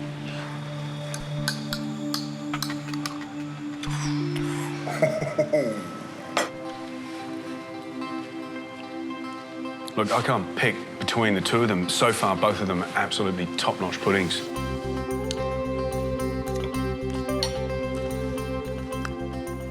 Oh, it's wonderful. It's beautiful. The pudding's deep, it's rich. The caramel sauce has got this extra little bit of vibrance compared to the last one. Mate, they are delicious. That butterscotch sauce is... That's liquid gold. It's amazing, isn't it? There's a very small difference, maybe 2 minutes in the pan that's got it a little bit darker, but it just lifts that sauce for me from being sweet to just having that kind of slightly, not quite caught, but almost caught, slightly kind of caramelly flavour, molassesy flavour. It's absolutely delicious. Wow, well, we've seen two quite amazing dishes.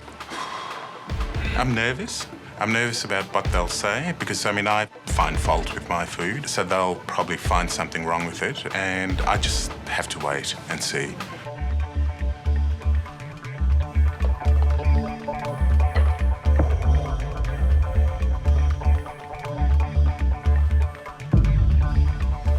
Tom, you You were worried about the praline. How did that work out?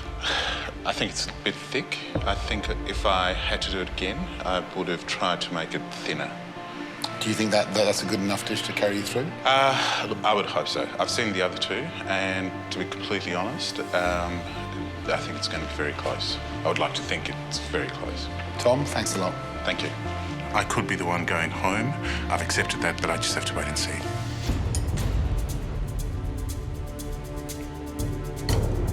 The fact that he has tipped the pudding over and poured the sauce onto the bottom as such, rather than the crusty top, it's soaked right the way through, so it's really soft and really gooey, nice and sweet, really nice and datey as well.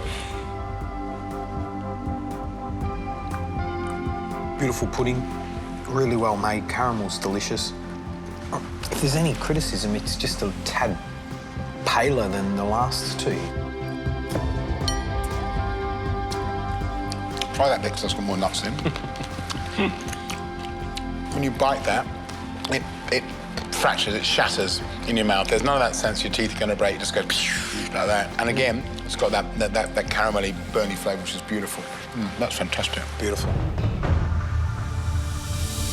Wow, this is going to be so close, huh? I mean, this has to be the closest pressure test we've had. It's going to be hard to decide who's going to go home. I am not in a good spot, actually. I think I'll get everything plated, but it will be quite ugly. I'm the usual hurricane poo at my station, and that it is an absolute disgrace. What a mess. I know. Huh? Don't even. I tell you what, I wish I had you in my kitchen for a day. Oh, so orak in there? Yep. So not in a traditional leaf? No. But steaming it Butane style? And this is the spice mix for the stink bean. I'm about to stir fry this. And I have to get my dessert in here steaming, so I have to stop. Hey, we'll get over your hair, Poe. Okay. I just can't believe the mess you've got here. I know. I'm sorry. It's unbelievable. I'm starting to realise that my little flaw of being messy is actually a massive flaw. Guys, we are at the business end of this competition. That's right. Don't go down in the last round. Glove up. You've got less than 15 minutes to go. And 15 minutes to go. I'm steaming my eggplant. I'm steaming my fish. I'm just sort of getting the last finishing touches of everything done so that I can plate up in time. I can see the light at the end of the tunnel. I can see that I'm going to have things done, and I think I'm going to have enough time to plate things up really nicely.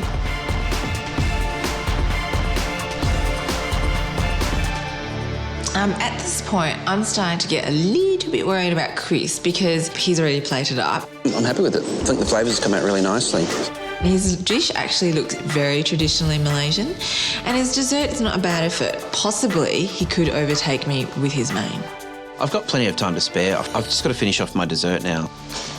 You've got 5 minutes to go. 5 minutes. 5 minutes to go equals freaking out. I was just doing everything at once. Dessert, then main, then dessert, then main, going back to one another, and I wasn't concentrating on just one. You have 1 minute to go.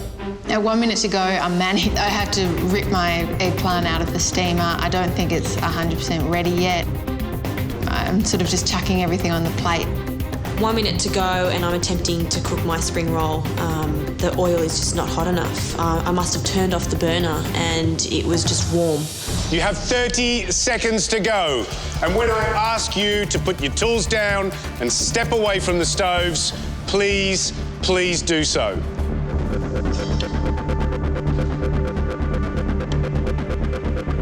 Last 10 seconds, I'm just chucking, basically just sprinkling things and pouring things and just getting it all on the plate.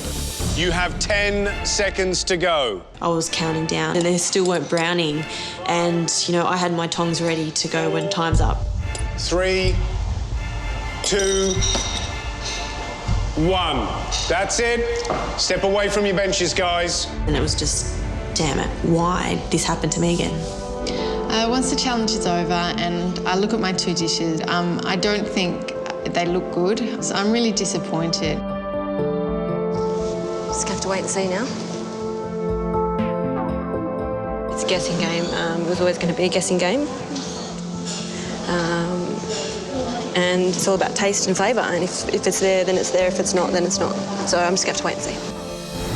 I'm very nervous because I've been banging on about how I want to cook, Malaysian this whole time, and then for me to sort of fall short of that would be quite humiliating. Pad Thai with a sambal paste and stink bean and fish custard. A glutinous rice dumpling stuffed with pandan leaf and palm sugar.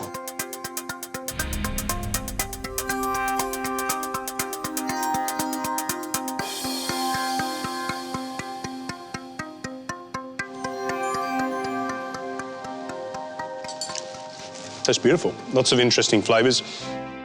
It's just really fresh and vibrant. I love it. I love it. It's fantastic.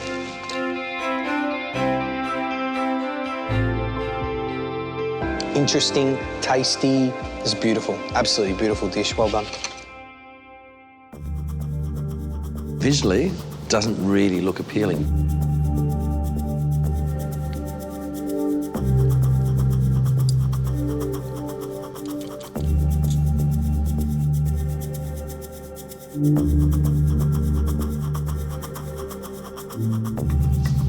Well, that flavour really packs a punch, doesn't it?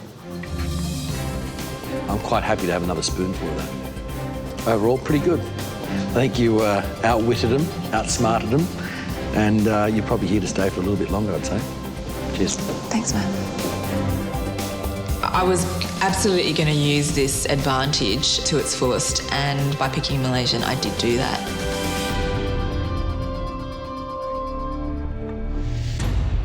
Chocolate mousse cake. Wow. And there's an innocent little chocolate cake sitting there.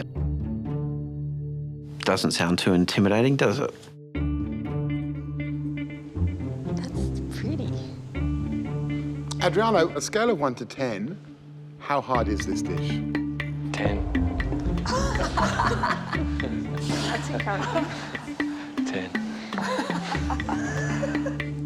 Adriano, how long do you think it's going to take our contestants to make this chocolate mousse cake? 3 hours. 3 hours. 3 hours. Why the hell are they giving us 3 whole hours?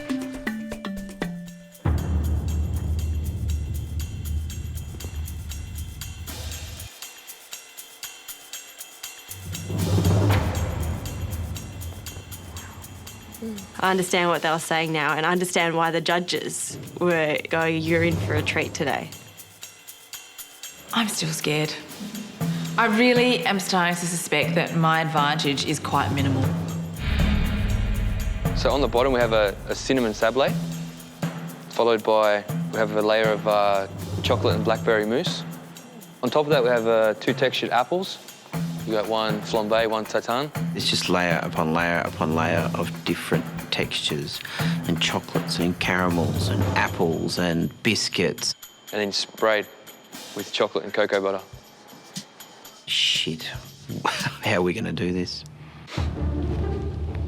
Well, let's have a look where this can go wrong. It's a biscuit bottom. You must not overmix it. Quite a few things can go wrong today. If you don't use cold butter, when you bake it, you get a lot of seepage of butter out. Every single thing has got a ton of jeopardy in it. If you overcook it, your biscuit will be too hard, your sponge, and you won't be able to bend around the ring. It'll just snap. So we've got 9 different opportunities to screw up. Then you go to your mousse, which you have to make a sablé on, you have to whip the cream, more chocolate. What was that? I was just completely tuned out then. 50 degrees, take it up, maximum 50 degrees, bring it down, 26, and then back to 32. Or thereabouts. If you don't do this, the chocolate won't set. Okay. I didn't even know you needed to do that with chocolate. I just thought you melt it and you use it, but, clearly my knowledge is somewhat lacking. Adriano, any last words of advice to these poor people? Keep your head down and go hard, I'd say. That's what you really have to do. You got no time to sit around and think. Just do it. If you thought the Croquembouche test was tough, this is a whole nother level. I get started on the chocolate mousse part of the cake. I have to whip cream and melt chocolate and combine those 2 things. The blackberries are boiled in a little pot on the stove and then some sugar is added. I've got 43 minutes left. I'm hoping that before too long, I'll be able to say I've got most things done.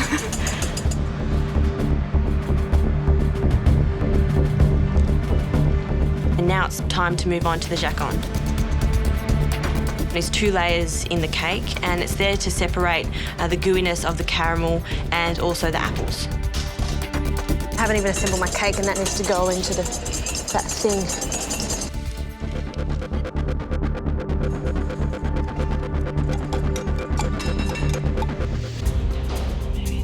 I then start pouring my mousse in, and that's when I realise it's very runny. It seems very watery, so I'm going to blast freeze it and it will set really quickly.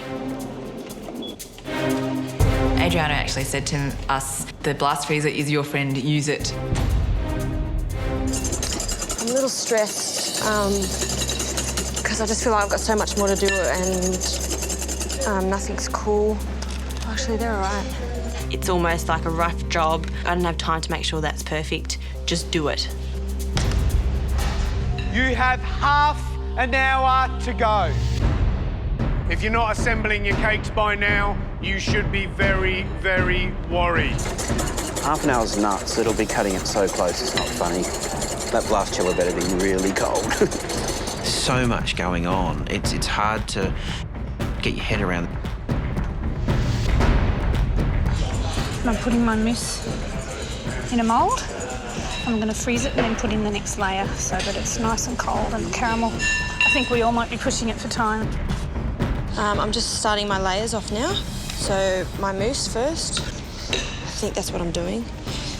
I think I question a couple of times and look up to see where everyone's at and if I am falling behind. And I feel like Julie's just going great guns. I've put it into the freezer. I go back to my bench. And what do I see? The decorative Giconde. Oh, no!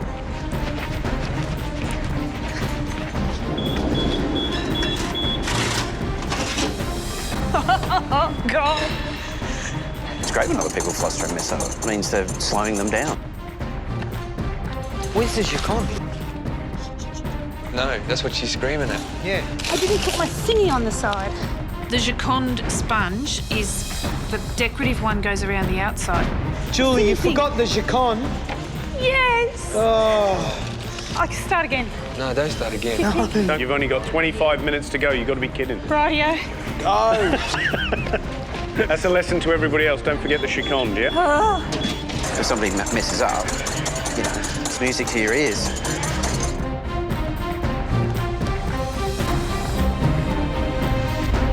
You have 15 minutes to go. I can feel the stress bending the walls. Layer of mousse, which is here. The next layer is the caramel disc. Then there's a layer of Giconde, which is very fragile. I'm a bit nervous about it. Then there's a layer of mousse, a layer of apple. Then there's a layer of Giconde. Then there's another layer of mousse, and then the sub-layer. You have to make sure everything fits nice and snug or else it just won't hold together. So my cake is layered, it's in the freezer, and now to work on the garnishes. Go, Po. I'm very, very proud of them. I think this is absolutely amazing. If I gave this challenge to somebody of my work who has never done it before, that wouldn't be able to do it. Wouldn't be able to do it. Yeah.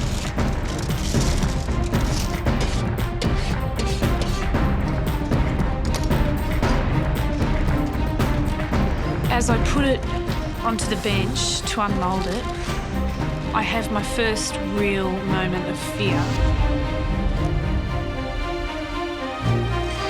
I'm about to unmould my cake. I'm absolutely terrified right now. Please, please, please. I'm gonna serve this cake with a mould around it. This is not good. You have 5 minutes to go. Everybody is scrambling like lunatics to get their cakes done. Oh, it's not set.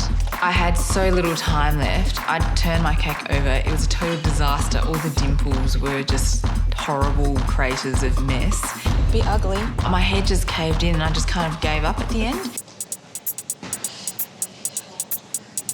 I've got to heat the mould. If I got to get this off, It's chocolate. I need to melt something around it so it comes off nicely. So I get a little blowtorch.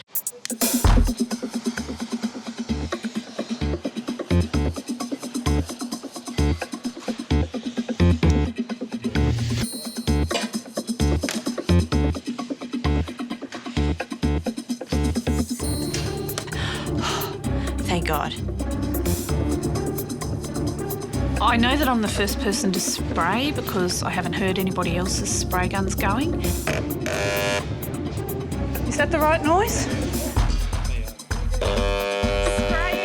Yeah, the sound of the spray guns is quite loud and you do feel like you're a little bit in a hardware shop.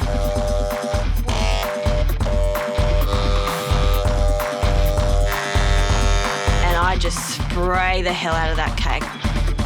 You have 2 minutes to go.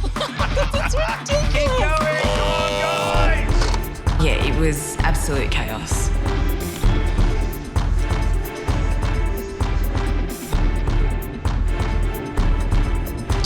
You have 1 minute to go. Oh my Lord. Oh shit.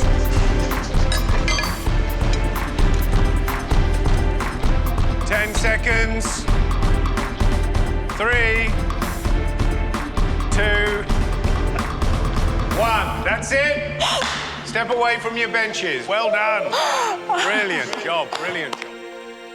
I look around and I do appear to be the only one who's put all the garnishes on the cake and done the white chocolate part. Wow, I was more organised than everyone today. That's, like, unheard of. Tell you what, to go through that experience of making that cake, I'm never going to forget that, ever. All I managed to plate in the end was just the cake. That was mental. I'm feeling like I let myself down, considering I did have a one-up on everyone. I don't think I'm in trouble, but I could be. Yeah, I could be in trouble. I'm the first one to go in.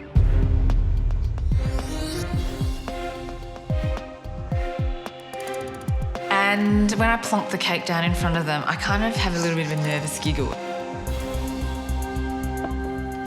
Because it looks hideous.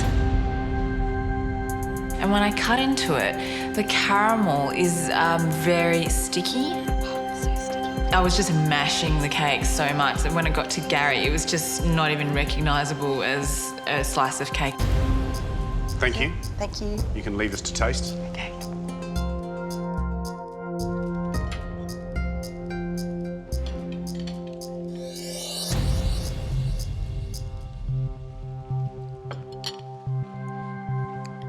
Let's hit the presentation first. She's had some trouble, hasn't she? She's missed off the decoration on the top, the little hazelnuts, the little chocolate decoration. But in saying that, everything's where it's supposed to be. Let's be quite honest, this is a fine effort. But in terms of flavour, look, I think there's probably a bit too much caramel in it. I mean, it's a beautiful, exciting riot in the mouth, and that's what you want this dish to be. I want a little bit more boom of blackberry in the mousse.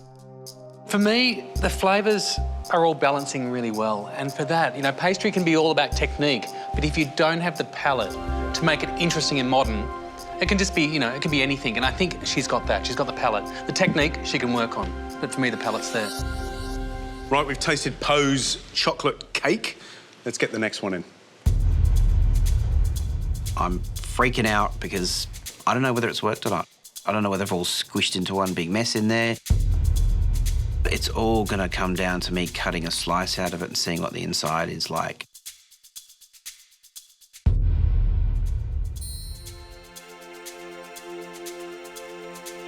I'm over the moon. It's just perfect inside. Looking good so far, Chris. Nice layers. Beautiful. I'm feeling like $1 million. Chris, thank you. We'll taste now. Thanks, guys.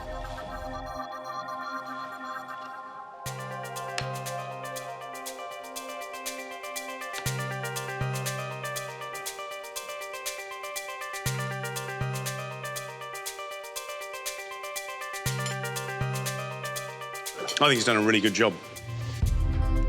100%. It looks spectacular. And the thing that I got on this one was these little pops of salt in the caramel. Overall, the flavours are incredible. That salt, it's incredibly subtle, and it doesn't overpower the chocolate, which is really, really important.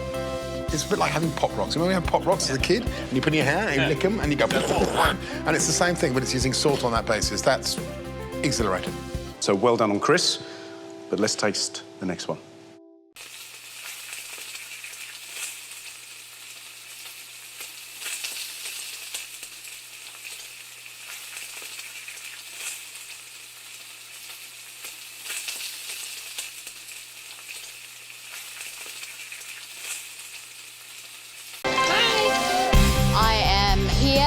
To win MasterChef Australia. I've got to try this. I'm not saying I'm going to win this. This is way out of my comfort zone. Thankfully, first up to face the judges was somebody who wasn't lacking in confidence. I'm James. I'm 47 years of age. I'm here because I've been given a gift, and that's to create. I know how to make your taste buds shake. Are you a flamboyant cook? Absolutely, yeah, it's got to be first class. I'm just zip-zap in the kitchen. High energy? Yeah, full on. I'm doing blue swimmer, chili crab. I invented the dish myself, and it's such an incredible dish, and an incredible chef will just recognise it. So, there we go. So James is ready to face the judges, but are the judges ready to face James? I'm going to show you today what South Australia's got to offer. I steamed the crabs and I made a broth out of the shells. Yeah, so roast them off, or did you? No, not roast them off, just boil the crap out of them. Yeah, OK. You know? Quick taste, got any lemon juice or anything going in there, or no? All natural. If you start throwing lemons and... So you're telling me crab and lemon doesn't go? You can put it on after, but not while you're cooking it. Why are you here? What do you want to be? What's the plan? I'm here because I'm good at what I do. And I rarely make the stuff up. In fact, I don't even make the stuff up. Everything I make and create is sensational. You know, just got to reduce it. Matty over there, he's looking at me and he's thinking, what's this guy up to? Yeah. Hey? Well, I'm trying to work out how much there is coming out of your mouth. And I'm a good spinner. There's no doubt about it because I'm professional. But I'll tell you what, when I do say something, it's fair dinkum. I'll give you the best, and that's the way I am. Yep. Yeah. OK. So, nearly there?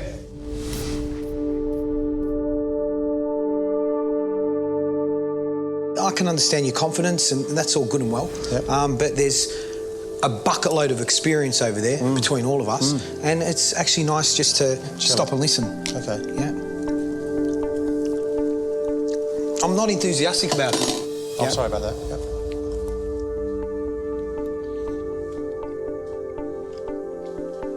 The way you talk about it, we're expecting something, bam, yeah? And it's kind of...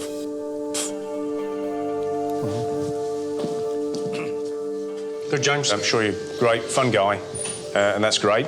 But the big noting, if you're going to big note yourself, you better be bloody good. So it's a no from me.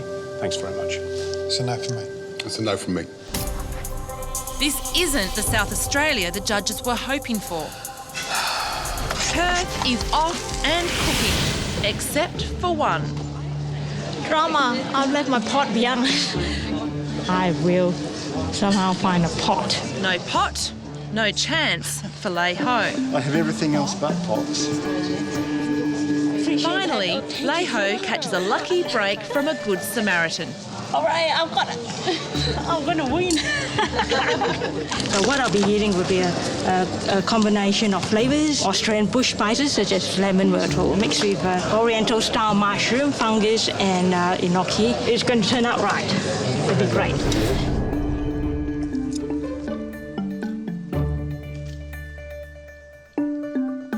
It tastes yummy. I don't think you're the next MasterChef, but I'm really glad to have seen that Thank dish. you so much. Thank you. This is a search for the best Perth has to offer. Making it through to the semi-finals will not be easy.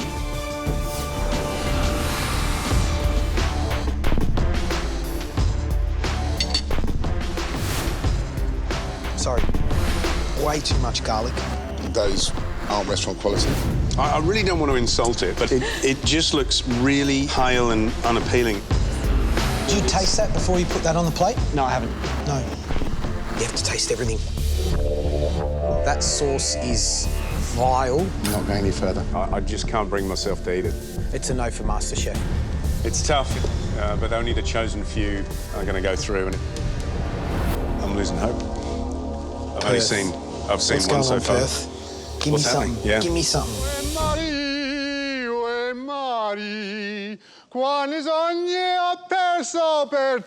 You're on the wrong show, mate. The chance of a lifetime is passing Perth by. This is probably the most stressful cooking situation I've ever been in. Robert Ford's one of the youngest contenders here. Just 18, but his plans are grand. I always wanted to be good at something.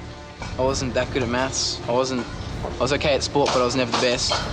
Music I tried at, but I actually think that I can put up a fight with food. It's a long, painful walk, isn't it? Through here? From the door, yeah. Wasn't that bad. Yeah, OK.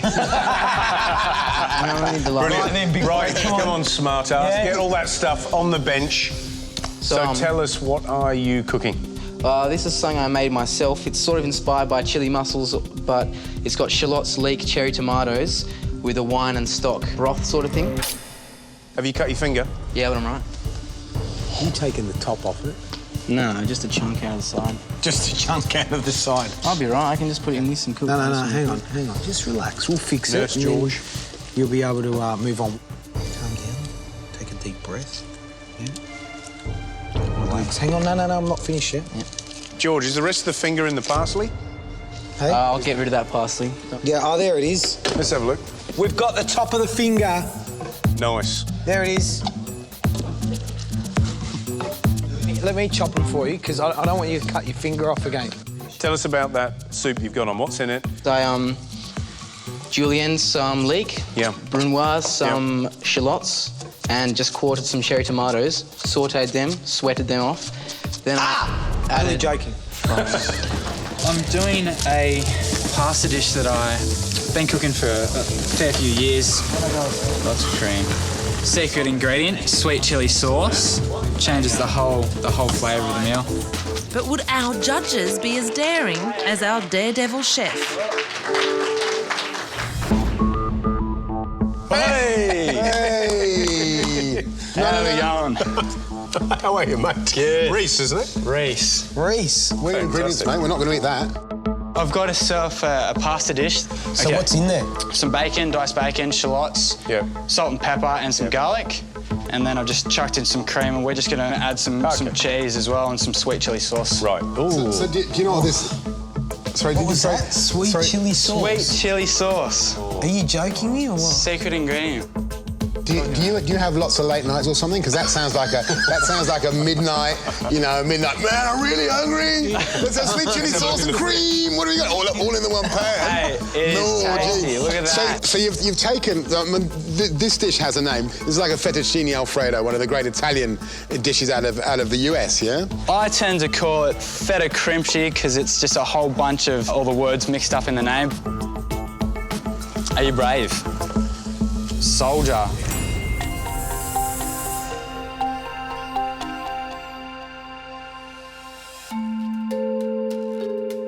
Go on, son. You can do it.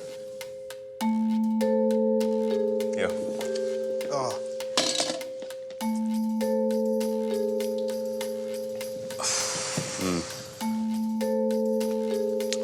It's beautifully overcooked pasta with loads of cream. Loads of cream. Did I mention lots of cream? No, I reckon loads of cream. it needs more cream. But so, I'd give you 3 for effort. And 1, and that's being generous on the flavour. 1 for... One for flavour.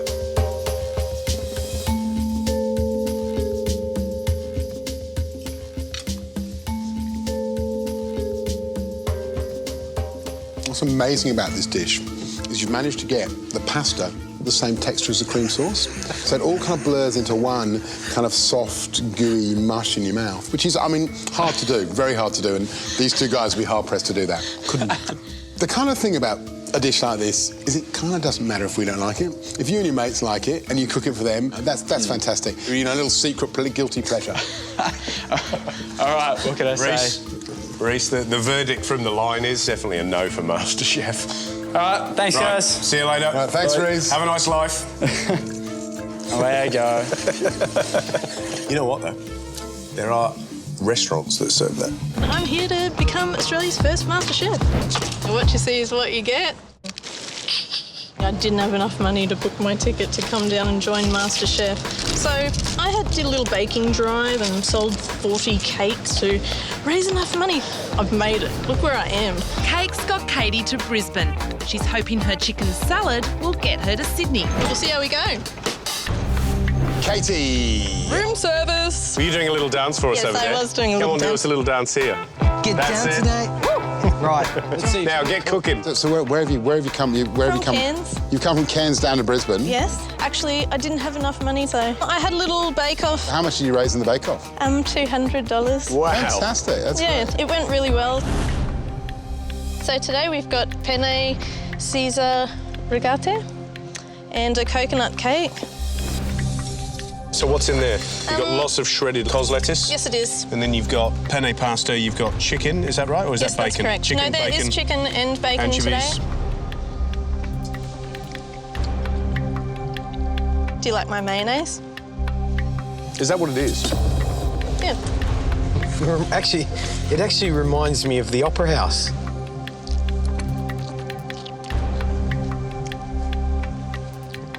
Amazing. Oh, thanks. Thank you so much for bringing your personality down from Cairns. Thank you. It always makes food taste much better when it's served by someone who actually gives something of themselves. Thank you. I feel the pressure. But that's mean, okay. isn't it? Do you want the verdict? Sure. I'll be honest with you, the salad doesn't appeal to my taste at all. There's too much lettuce, cold pasta, it's overcooked, really strong mustard flavour, and it doesn't work so good. So thanks very much, but no. Oh, thanks very much. Thanks very much, but it's a no for me. Thank you. Look, I really like that coconut cake. Go back and start yourself a baking business because you've obviously got great touch with baking, and that if you can sell $200 worth of cakes to get down here, you should be able to keep that going as business. Very admirable. But it's fantastic stuff, and thank you so much for coming in. I've had housemates that tend to bring home bits of roadkill, and it's usually me that gets to cook it. So they said you should go down and try and cook real food for a change. So here I am.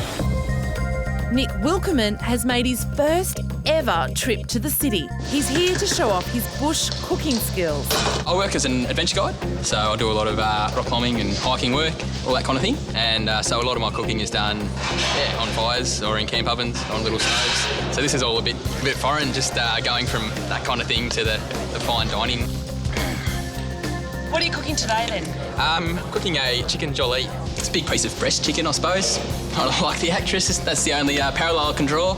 Did come from the supermarket, this one, I'm happy to say. All right. Now, are you ready to put a few of those things on your trolley? Yep.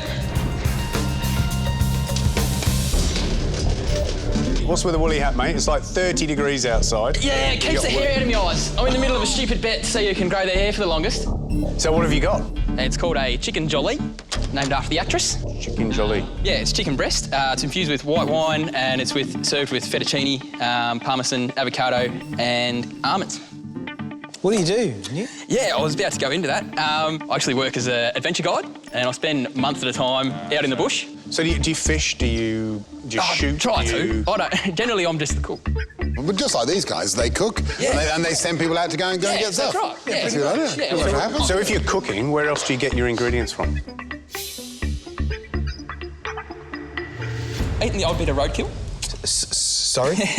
Eating the odd bit of kangaroo that's been retrieved from the side of a road. I'm eternally suspicious now of anything that you cook. You're the food critic. I was going to have a rock off if you like. Do we rock off? Actually, paper, rock, scissors it. Do you want it? Ready? Gary! Oh. Enjoy. Oh, hang on. Oh, no! Oh, that must have been on the chicken. No! Record-breaking hair? Oh! What's that? The thought of eating your hair has really put me off. But thanks for having a go. Thank you, mate. Pleasure, thank you. Anybody got a question? You're all good? Said one dish, I see 2 plates. What do you mean? There's a plate here and a plate here. Can you do 2 dishes? Would you plate up food on a plate that raw pork's been on? There's soap and water underneath the Is bottom. it hot, soapy water? Don't ask silly questions, yeah? No. One dish. Chili. Can be entree or main? Can be anything you want.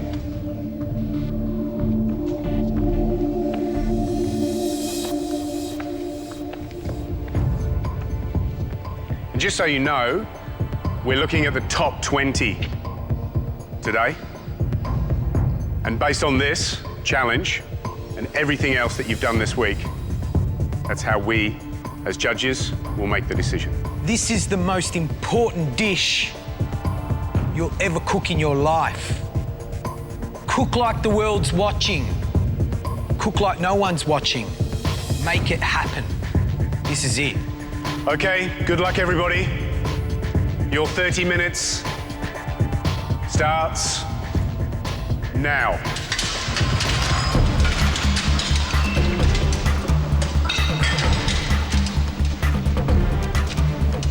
Immediately, I was like a chessboard player.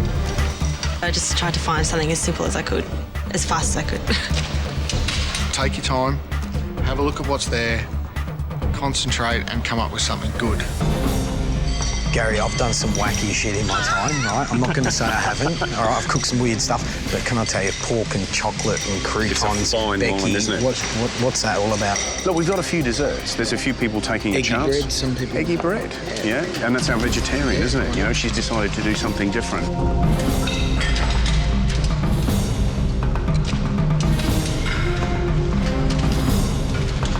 You know who I'm worried about? Is Robert. He's gone off a bit. He's trying to do an apple charlotte, which is a classic sort of English-French dessert. Dry bread. He's got chocolate in the pan. He's got apples in the pan. Yeah, I smelled the chocolate was burnt as well. Yeah, it's not going to eat well, and I think he may have stuffed this one up completely. You have 10 minutes to go. So, Brent, he's been walking a fine line. He's managed to get through on each line. I wonder if there's any sweat in his dish. I'm in control of my nerves right now. I'm really comfortable being here. I'm trying to do my pork well, and I actually used to char it to finish it off to give it an extra smoky flavour and a lift that it'll be totally different for everybody else. I'm worried about Aaron. He's been a bit clever, actually. Let's see if he can pull that off, you know? I was going to put something out there that was just, visually exciting and also quite tasty as well. I was near Aaron and I decided to place myself next to him because I thought that that he's got a different angle and he's probably relatively easy to psych. They were all competitors and we're all here to win the title. There's not 49 MasterChefs or 32 or 16, there's one. So, I mean, you've got to take it seriously. 5, 4, 3, 2, 1. That's it, guys. Tools down. Put your pans down. Leave your plates alone. Time's up. Well done. This was the last hurrah. This is the last chance to get into the top 20.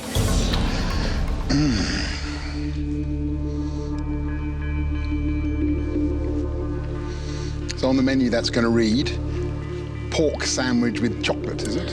No, pork medallions. So pork medallions with chocolate. I came up with this because I imagined the flavours. I don't eat pork regularly, but I have had it. And I imagined like the nice velvety dark chocolate with the white meat would have gone quite well. I've got a good imagination. That's still a bit sweet, and so you do get that sense of like biting into picking a chocolate out of your selection box, and it's not filled with orange cream, and it's filled with crunchy That pork. doesn't take your fancy to like pick a pork chocolate out of the box. Let me think about that for about half a second and go, no, probably not. If we were sitting in a restaurant and and that comes up, you know, there would be 1 in 100 diners who would go, "You are a genius," but there'd be about 85 diners who'd run screaming from the door, going, "Oh my God, I can't get it, because it's quite a radical idea.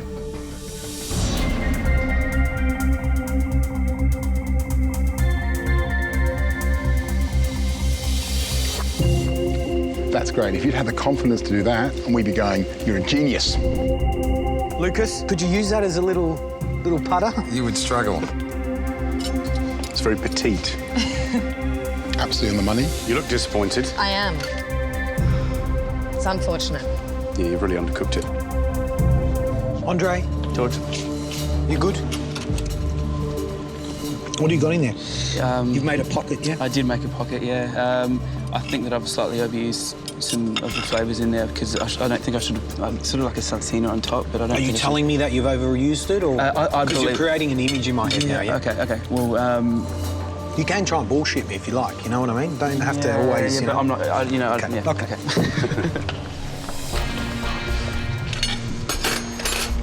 How do you think it compares to Andre's next door?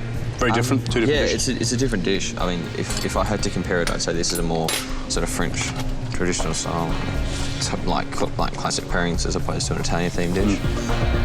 It was a bit interesting. I mean, I've never really been in that situation, and you're also careful. You don't want to tread on his toes and say, "Oh, yeah, his dish was crap." Yeah, what do you think, Andre? that looks dry. But it isn't dry, you know, it's not bad. Yeah. Andre thought it was dry and probably got put back in his place by Gary, who said no, it was very moist.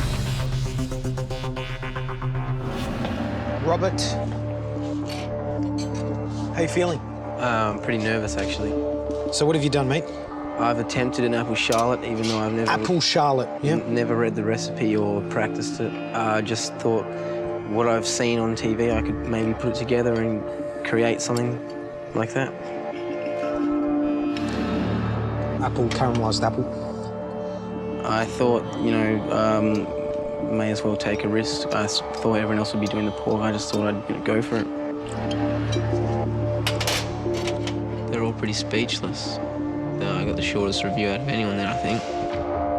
Do you think it was a wise thing to do? Just absolutely devastated that I've been so stupid.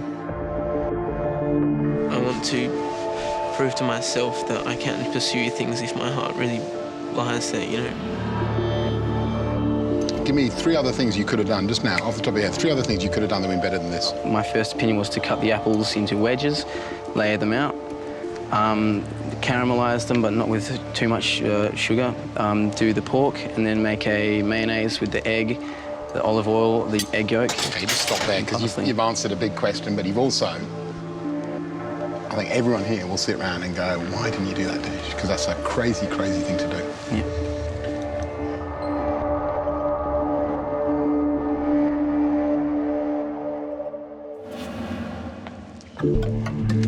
Brent.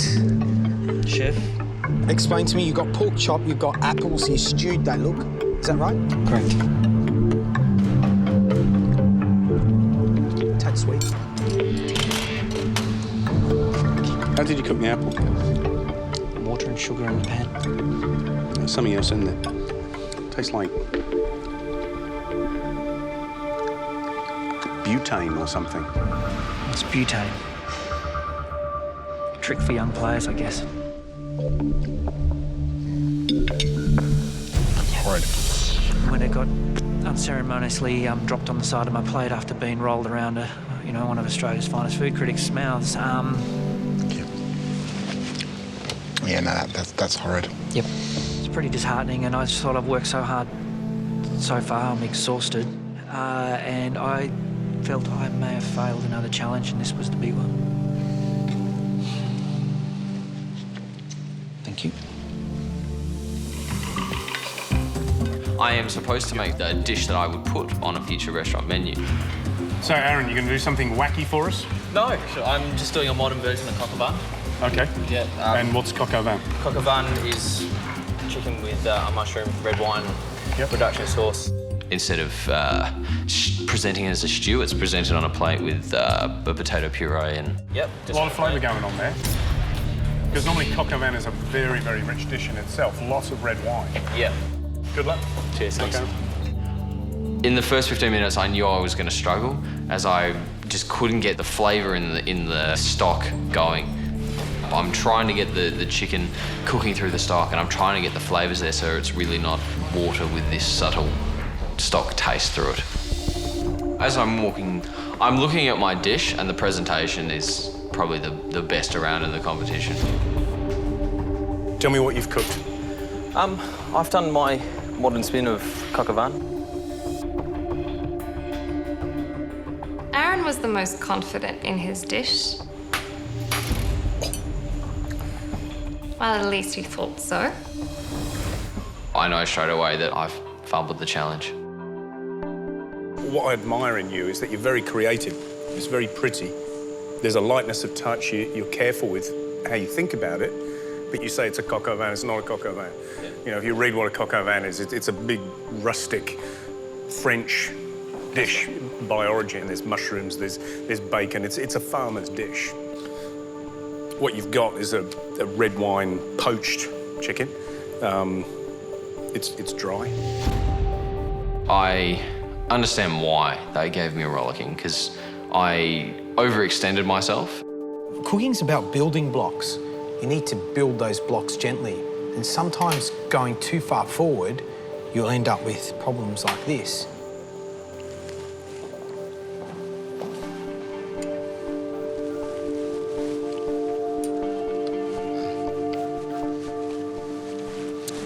That doesn't deliver, that doesn't deliver, that doesn't deliver, that doesn't deliver. It looks nice, but we don't eat food for looks, yeah? So that's a miss for me. I just couldn't keep up with the time that was going on, and for that my dish suffered quite badly. You guys all set up. We're just getting the beef now. All right. Salmon, tuna, and beef. We had eye fillet on our list. We had a beautiful chunk of eye fillet ready to roll. I turned around to go get my tuna because I need to sear my tuna and my salmon. Turned around, it's disappeared. Now, have you got your beef? All right. I'm starting to tear the place apart, looking high and low for my beef. I need my beef. It's not there. I know. Someone's picked it up and I thought I saw it over here. I see over in the corner the red team huddled being shown how to do their beef. I had my station set, mate. Give it back. Now, I accused them of nicking my beef, which probably wasn't the smartest thing because it's 4-1 and Trev's standing there going, it's not your beef. I'm like, yeah, sweet, no worries, dude. So I go looking for more meat because we can't do this without it. Excuse me, Sam. Chef, could I have Sam, please? Yes. I think our beef has been removed from here because I haven't touched it. Okay, guys, you got 5 minutes. You know that, don't you? Thank you. Please go and help Brent look for his beef fillet. Julia, if you can't find it in the next 5 minutes... Take it off the menu.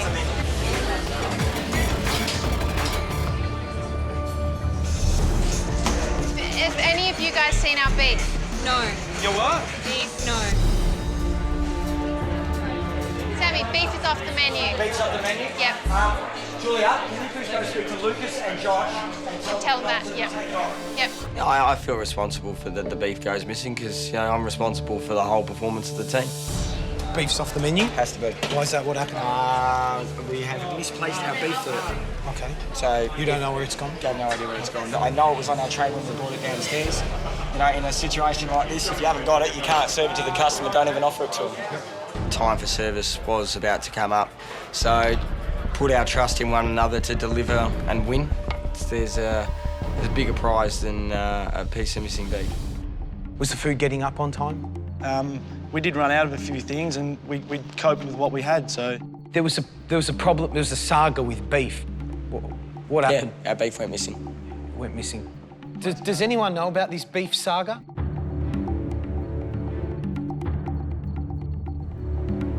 I'm stepping up to this because I actually took the beef. I didn't steal it, and I completely accept that. Did you know it was their beef? I had no idea it was their beef. Who was in charge of the beef dish? It was Brent. Brent was in charge of the beef? I've carried the tray down, yes. This is your dish. You'd been delegated responsibility for the beef? It was part of his station, yeah. Don't cover up your team. You're just covering them up, right? So he's responsible. You're going into a service, you need the food. Please reveal. Yeah, that's all, folks. So I haven't really cooked game before, so I can't wait. I've never cooked a rabbit before, but I also know that most people haven't. Now, Chris had 5 minutes in the pantry. You will have 1 minute each. Oh! I cannot see how I'm going to go in there and come out with anything other than the rabbit in 1 minute. Sam, your turn in the pantry. Most of what I needed was veggies, garlic, onion, tomato, basil, that sort of stuff, Italian flavours. Oh, come on. OK, Sam, time's up. Oh, that sucks. 1 minute in there is not enough time to find what you're looking for. I got 6 ingredients and I really, really needed 10. Everything's changed around. I couldn't see anything. Where's the garlic? Eggs. Halfway through, I didn't even have one ingredient on my platter. I am just trying to remember every core piece of what I was on about and still keep the abundance of food together. So I was just grabbing produce left, right and centre. Jenny, your time's up. Coming. Jenny. Coming. The dish I decided to make is leg of rabbit with citrus caramelised leek and balsamic reduction. Back in the Renaissance period, a lot of dishes were rich and using citrus. You're ahead of time. You don't need any more time? No. OK. Keep you intrigued. I butchered the rabbit quite quickly, chopped off all the legs, deboned the carcass and pulled everything out. I was worried about you because you didn't take many ingredients out of the pantry. I wanted to keep it really, really simple. Yeah. Like, I just want maybe 4 things on the plate, all complementing each other. Are you using all parts of the rabbit? No, I only want to use the 2 front legs. Which is the most tender part of the rabbit? It's up the top, underneath the breast. The front legs work the hardest. Hence a bit tougher. Oh, maybe, I don't know. Maybe. Lots of other bits of rabbit there. You might want to have a think about that. Linda, what are you doing there? You're making some sort of tomato I'm puree? tomatoes. I'm going to make a tomato foam. It's an inventive challenge. That's what you're meant to do, invent something that you've never made before.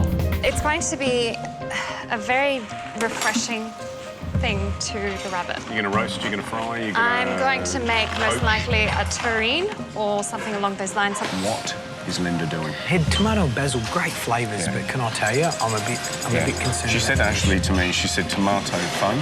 Yeah. And what she's done is a creamy tomato mousse. Well, what's in there now? We have rabbit, kidneys, rabbit liver. It didn't have all the ingredients of a terrine. I don't understand where you're going with it. How are you going to... I'm working on that at the moment. Right. OK, so we'll come back and find out. Aaron, please come forward. It's exceptionally important I stay out of the bottom 3. I was in the bottom on the chicken challenge. In fact, I lost the chicken challenge. What have you done? Leg of rabbit with citrus caramelised leek and a balsamic reduction. Nothing wrong with putting 3 ingredients on the plate, but they've got to be smashing. The leg is well overcooked. I can't taste any orange. All I can taste is burnt bits. OK. A 5-year-old could cook better than that. There is no way on the planet I'm going to be in the top 3. We have a trancha of rabbit with pesto crumbs and a tomato foam.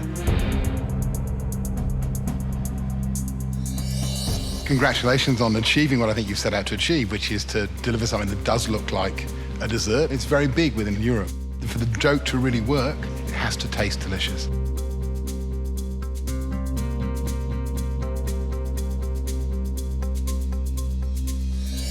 That doesn't quite achieve that.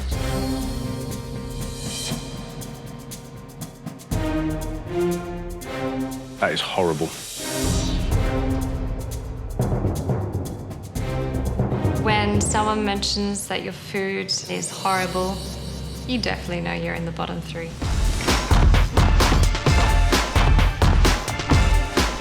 Michelle. Yes. You did want mushrooms, didn't you? Well, I thought it's a change for me. So what are you cooking for us? So I'm just doing marinated tofu with shiitake mushroom. Yep. With some ginger rice and braised bok choy. All right, best of luck. Thank you. When they come to my station, they nod their head and they walk off. I hope they're enjoying the flavours, I don't like no comment, I'd prefer something.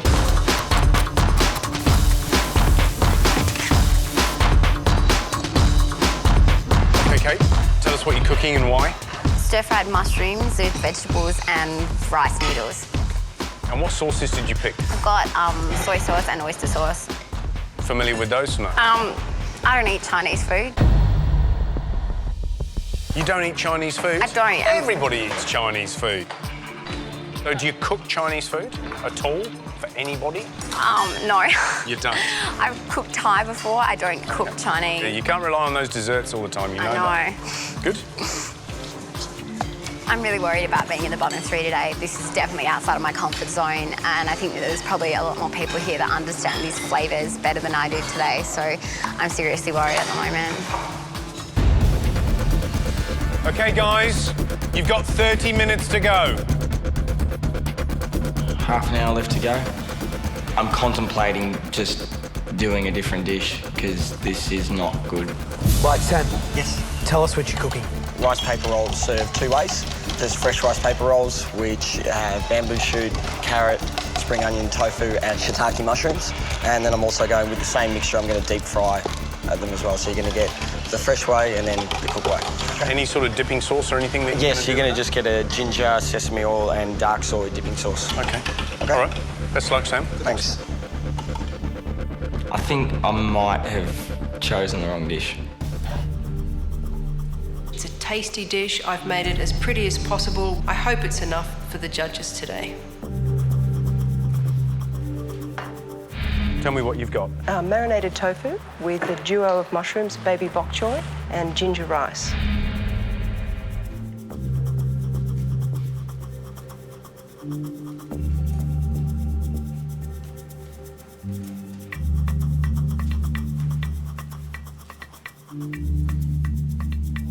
I'm disappointed in the presentation. I don't like, Pac-Man made out of slices of ginger. Food should fall on the plate like autumn leaves. Like, God dropped them down there. They weren't manufacturally placed on there, that they look like, they've come off a conveyor belt.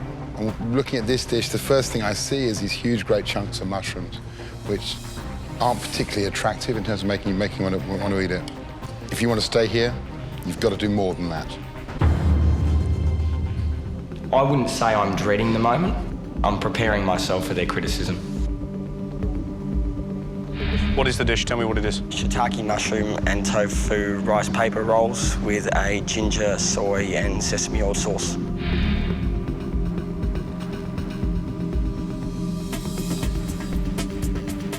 When you first bring the dish up, it looks nice. It looks nice and fresh, but there's nothing in there that makes me want to go for a second bite. And that is not one of those dipping sauces that you want to keep dunking back into. And it has to be at this stage of the competition. Sam, an hour to make these? You've got some talent, and that's a shocking dish. When you get a really, really gooey bit, where the rice paper's got all gelatinous and claggy, yeah, now there's a lot of that there, and the tofu doesn't help, because that's got the same gelatinous clagginess. All right. I reckon you're probably in amongst the worst dishes I've tried today with that.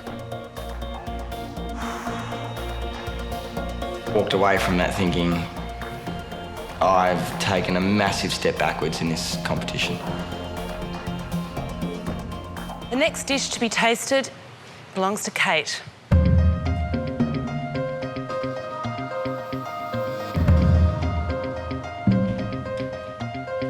What's the dish? Stir-fried mushrooms with Chinese broccoli and water chestnuts with rice noodles.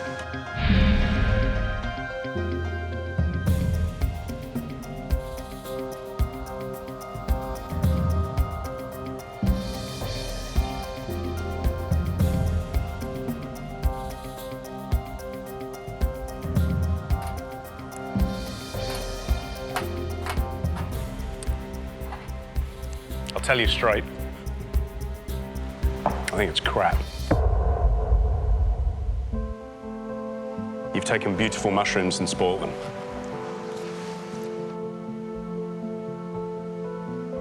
What does food mean to you? I just gave up my 4th year of law school to come here, so... Look at the dish, go back to your station, taste it, work out what you would have done better, and tonight, go home and read every Chinese cookbook you can to get an understanding of what those flavours are. I've never been told in my life that anything I've done before is crap. I've never felt like so much of a failure in my life than I did at that point.